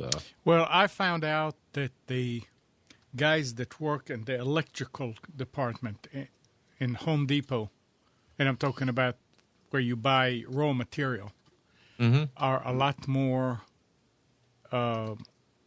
educated to that particular thing than the ones in Lowe's. But let me ask you this. I'm glad you said that. You can stand there and you can ask them, what wire should I use if I have this? And I'm going to put this on that, and they'll come up with all these, and they'll do the math, and that's not, and at Lowe's didn't come up. But let me ask you a question. Yeah. And Bruce, you weigh in on this. I'm not sure you were talking about Home Depot, but here's the problem, and I don't mean this unkindly, but how is someone who's extremely knowledgeable in electrical work, i.e. an electrician, going to afford to work at Lowe's long term? These are not really high-paying jobs. They're respectable, but they're not. You can't make the kind of money working retail for Lowe's in the electrical department that you can out pulling wire in a commercial wiring environment, in my opinion. Maybe somebody is, I don't know, maybe somebody is disabled to a point. Maybe they don't want to go out on poles anymore. Maybe they just like to do it. At one time, both stores had a program where they were hiring professionals, and they made a big deal. I know Home Depot did this, where they had a sign up in each department saying, registered master electrician so-and-so works here. They don't do that anymore. And I know that because they can't pay them. They can't keep them. Yeah, they can't keep them. So that gets exactly to the point that I was going to make to you, Amnon, that while that experience that you had, I'm positive is exactly accurate, you might go in 2 weeks and have exactly the opposite one based on the ebb and tide and ebb and flow of who the employees are. Yeah, it depends on who's working that day. That's the other nice thing. And I don't go to Lowe's as much as Home Depot because Home Depot is just like in the backyard. Right. And the people that are there in those departments have been there for years. And that's nice. Yes. I don't know how it is over at I remember going with Greg the other day to Lowe's to pick up a water pump, because Home Depot only had one, and it's not the one that he wanted. And when we went there, and the guy that worked in the department, we were talking to him, and he said, well, let me see. So he goes and he reads each one, and he reads this, and he said, well, this is what you're looking for, right? It's not like he knew what they have, or if he knew what they. I was looking for an inline filter, whole house filter, and he didn't know where they were. He was looking and looking and looking. Finally, I saw it somewhere. I said, I think this is it, and he picked. So yeah, that's it. Well, that kind of turned me off. The only reason I like Lowe's is because it's a North Carolina company, based. And you kind of like to support your locals. But, and I know that Home Depot's policies as far as vendors are nothing to be proud of as far as the way they treat their vendors, from what I hear. But they do right by the public. So, I don't know. Yeah, Spence, I got a whatever. question for you. Yep. If he's still here. Spence still here? Yeah. Do you notice that Home Depot's floor is harder to walk on than any other store? No, I do know. I notice differences in the lighting. I don't know what it is about their concrete floor, but it just kills me. I mean, concrete should be concrete. It's only because it's a bigger store. You walk more. I don't know what it is. Yeah, I don't know. I don't know. I haven't noticed. I'll try to pay attention to that. You'll notice it now that I've said it. Yeah.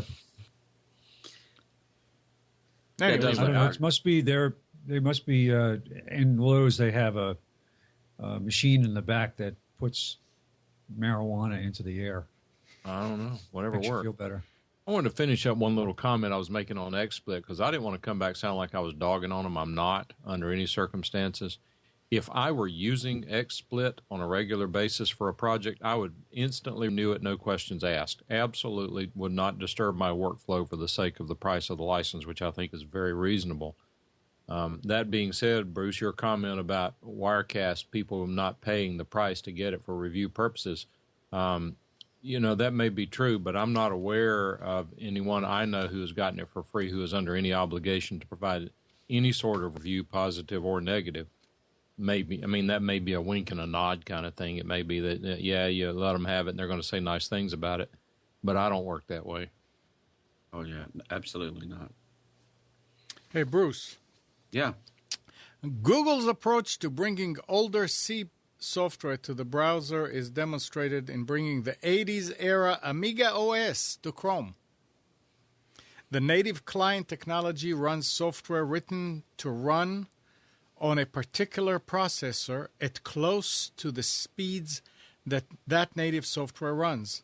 The approach gives software more direct access to a computer hardware, but it also adds security restrictions to prevent people from downloading malware from the web that would take advantage of that power. So Amiga is coming to Chrome. That's interesting. Mm. If you could take an Amiga today and just use it for whatever you want, you really don't have to worry about viruses. Yeah, it's interesting. What was it? Amiga had what was called the toaster, the video toaster. Yep. Boy, that was, you talk about Wirecast and XSplit. Way and before its time. Yeah, video toaster was amazing.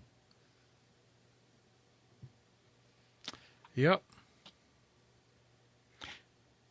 Oh, Is so that like Jeff, the USB coffee cup warmer that you can get? Jeff Plug it in into the chat USB is port saying and it's a cup warmer. that XSplit has the best screen capture. So I'm wondering, Mike, if you can incorporate. Yeah, I would agree with that. XSplit has got the superb screen capture for no matter what you're doing. I mean, I use it all the time, and Wirecast screen capture is great, but the way that you can drag a screen region with XSplit is unbeatable compared to anything that Wirecast can do. I guess is that what you were doing, Bruce? Doing what? As far as screen captures with XSplit over there and moving it around? Yeah, I have certain things. I'm set right now, and just so you know, I'm sending 640 by 360 resolution in XSplit to Skype, and I don't know what's your resolution that you're sending to Skype through XSplit, Spencer. Let me look. Not very high, I don't think. Everything comes here as a 4x3. Right. 640 by 320, 360p. Okay, you mean it's probably 640 by 360, but I think I can't, you guys would have to say. I can see on my end, but I really think that my video on the show is quite good, and I attribute it to, and I think it's better than if I were just using my straight Logitech Pro 9000 camera. What are you set to now? 640 by 360. So we are not seeing you directly through the camera. You are putting the camera result, the output on the screen, and you capture that area? Is that what you're saying? No, the camera's no, feeding he's XSplit. feeding Skype. He's feeding Skype from XSplit, and XSplit is using the camera. Virtual input. camera. Yeah. All right. So, okay. Mm-hmm. I must have heard something wrong. But I've got to restream a video. A guy's going to do whatever that Cisco thing is. Log me web. What is it? Go to webcast.com or whatever that thing WebEx. is. Well, it's not WebEx. It's the other one. But anyway, GoToMeeting is not Cisco. Yeah. That's I think it's WebEx. Cisco is WebEx. But anyway, I've got to restream it, and he's going to be doing some software demonstration, which is going to make it necessary to read some small text on the screen. I was sitting here playing with ways of capturing that screen. We did a test, and Wirecast was a little fuzzy. Everything I did was fuzzy. The only thing that I could get that was stellar was actually using XSplit and cranking it up to 1080, which it's on a 1080 monitor. Maybe there's some resolution translation going on there at the lower resolutions. The problem with doing that, of course, is that 1080 bandwidth is just incredibly high. It's unusably high. I have to think I'm doing something wrong. Nick, I noticed something about Wirecast, and I don't know if it's something I forgot how to do or did they change. Okay. When you choose a screen region, it seems, since I have VLC on the other monitor, it seems like I remember being able to move that area over to the other screen.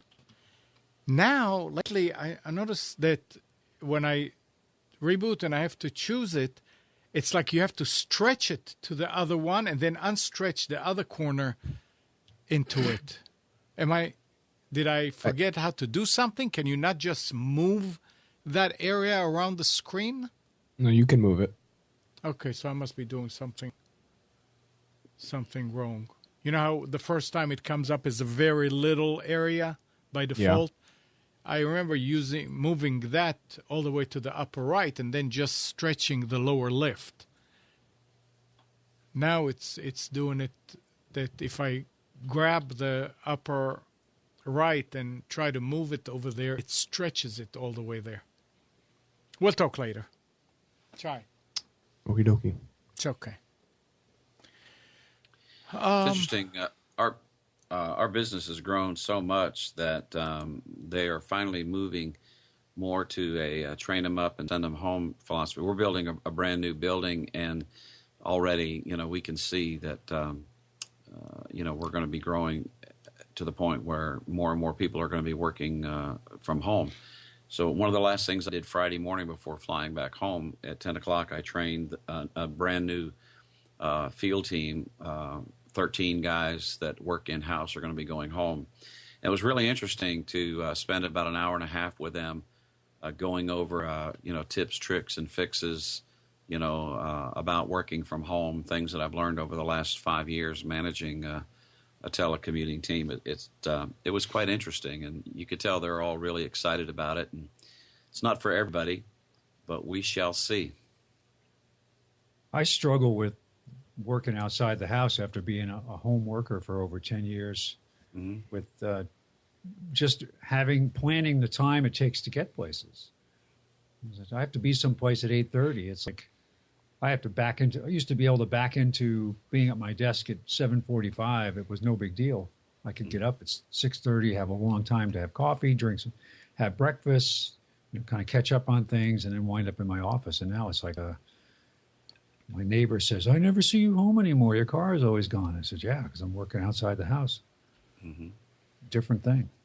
Oh no! It's all I'll good. tell you one thing. I'm just saying it's taken a while to get used to it. yeah. Working at home sure can cause your waistline to grow. I noticed that it's a lot easier for me to maintain weight working outside the house. Yeah, just the walk to the printer. I mean, my printer is like arm's length, right? When I'm at the home office, it's probably, maybe 40 yards to the printer that I'm, printing to on the network. You should build a shed and have it out in the backyard somewhere. Yeah. The bathroom's just around the corner, but at the home office, it's about another 50 yards. The break room to get coffee is at least 100 yards away. Yep. But don't forget the walk to your car. Walk in the parking lot. That's true. Yeah. Yeah. See, it adds up. When I'm there, I often will take a break and I will walk probably the equivalent of a couple miles all around this industrial complex, which includes Harris Corporation and also the outfit that designed the cockpit for the the new Boeing 787 Dreamliner. That business is in our complex area. Well, Bruce, as you continue to expand, remember I have a son-in-law who would make you a lot of money. Right. Send me his resume. Well, we talk. Hey, Bruce. Yeah. So I decided I'm getting a Chromebook. Okay. What was your experience with dual booting Linux on it? It's great. I've never had any problem with it. I would definitely get one of the Chromebooks that's got the Intel type processor.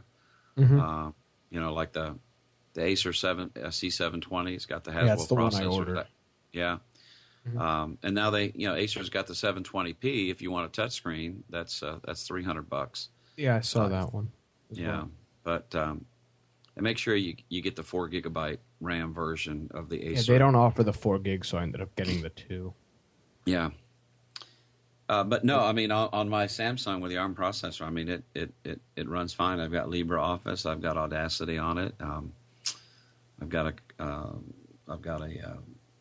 Firefox browser that runs on the Linux side. So it's fine. I've brought my Chromebook with me on the last 2 business trips. The next one in January, I'm leaving my Dell Latitude business laptop at home. I'm going to bring just my Chromebook. I've got an HDMI cable to digital I'm going to hook it up to my 24-inch Dell monitor at work, and I'm going to Chrome Remote Desktop into my desktop machine that's fully networked in and work that way for a week. I'm just interested in trying that. It was great, traveling Monday, with all the ice storm and the layovers and the cancellations, having the Chromebook and being able to pop it up instant on, sitting at Chick-fil-A, remote desktop into my desktop back home, being able to take care of emails and, check the Microsoft Link persistent chat, how my team was doing, changing my Cisco IP communicator phone to forward to my cell. It's great for for certain things. Yeah. Everybody says to get the 4 gig model, and unfortunately, I don't know why they've rolled out the 2 gig model, but they haven't rolled out the 4 gig yet. Yeah. But you can upgrade it, right? No. Oh. The HP 14-inch Chromebook, I think you can still get that one with 4 gig. If it was available, I would do it. If it's not available, I wouldn't let that limit my choice. But. Yeah. So I picked up 2 of the Acer C720s. Mm-hmm. So that's 4 gig. Well, yeah, except just duct tape them together. Hey, it's great. And let me encourage you to check out this little solo bag. very nice and thin. I mean, of course, you already have a bag, I imagine, for school. Mhm. But, that fits in there really good. I've got that Logitech H760 headset in there. And, plenty of room here, for a Bluetooth mouse and, my little network cable. I'm not sure if the Acer 720 has a network connection on it or not. But if not, No, it doesn't. This is really good if you want to do that. So, but this is a great. I had my this was one of the items I asked for Christmas, and for me, what I'm going to be using for is bringing it to school to use during my break periods, which are like 46 minutes long or whatever. So I don't need to do anything on Windows. Right now, I carry around a 14-inch Toshiba laptop that's running Linux, and I mean I really do nothing on it more than Skype. Let's see, Spotify, and then basically just Chrome, and that's where I check my emails. That's where I browse the internet and do all that other stuff. So, obviously not replacing my desktop machine at home, but for again bringing it down in the living room or bringing it to school, it's I think it'll be a good option. Mm-hmm. Yeah, it's a good link that Doug's put in there. Instructions. There are several really good ones for it. I think the one he's put in there is a good set. Lifehacker also has one as well with links on stuff you have to download. But it's so easy to put that on there. And Jeff, who's out in Napa, California, hello, my brother. He does have the C720, and he really likes it. And Jeff's kind of famous for returning things, but there was no way he was going to return the Chromebook. I knew he wouldn't. One of the other Tech and Coffee people said he'd return it within 7 days, but it's great. Yeah, the 4 gig C720 is $400 on Amazon right now. Not sure why. And Best Buy didn't have it in stock either. So, but I mean, like I said, what I'm doing on it, I don't think I'll really even take advantage of the 4 gig. Yeah. One of the things, I mean, I would change from my Samsung, affectionately referred to in the Chromebook community as Sammy, my Sammy. If I needed more of the full-blown Linux experience, I would probably change it for that. They say that the built-in camera is a little bit better on the C720 than on the Samsung. But you can plug in an external camera if you're just really serious about getting better video quality in a Hangout. Yeah, I think this is a good choice for something that where you don't have to lug around a power supply and everything else with it. Oh yeah, because battery life's going to be 8 hours plus on that 720. Yeah, which is nice.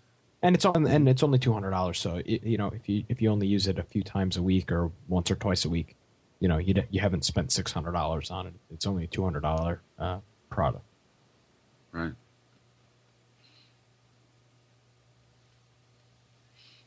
All right, we're ready to wrap it up. We are ready to wrap it up. Let's then wrap it up since we're ready. Do you want a gift wrap? Put it under the Christmas tree. Do you want to gift?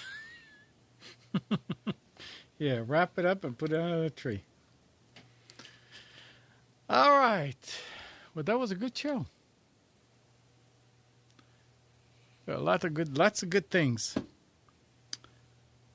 Nick, I'll thank you, and I'll talk with you later on this afternoon. Alrighty.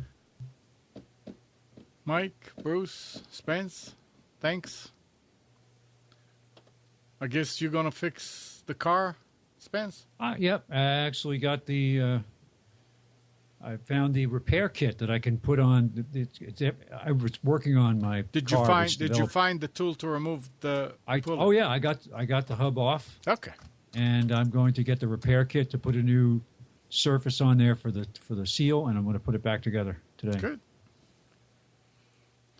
Hopefully. All right. Well, good morning, Kathy, Hannah, Nabil, Mac, Norm, Katie, and Donna. Thank you, everybody, for tuning to Computers 2K Now. We hope you enjoyed and maybe learned something from our time together.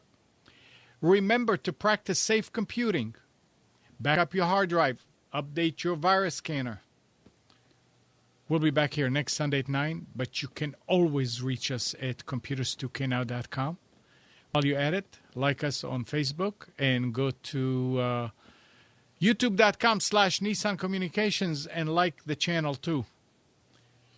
Tomorrow morning at 11, it's Health In with Debbie, and at 1, it's Breaking Free with Marilyn. So we'll see you tomorrow.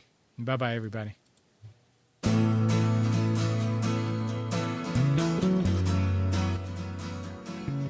You are tuned to the Nissan Communications Network.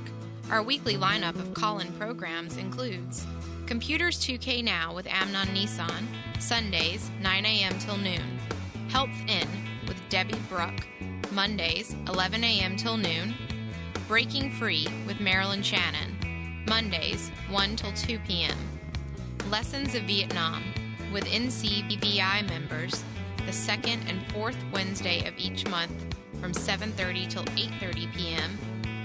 Reawaken Your Brilliance with Julie Seibert, Wednesdays, 9 till 10 p.m. And if you tuned in too late, you can always watch each program in its entirety or download an MP3 audio file of it at www.nissancommunications.com. Sponsored by ThatVidBlasterGuy.com, CarolinaApparel.com, and DeltaForce.net.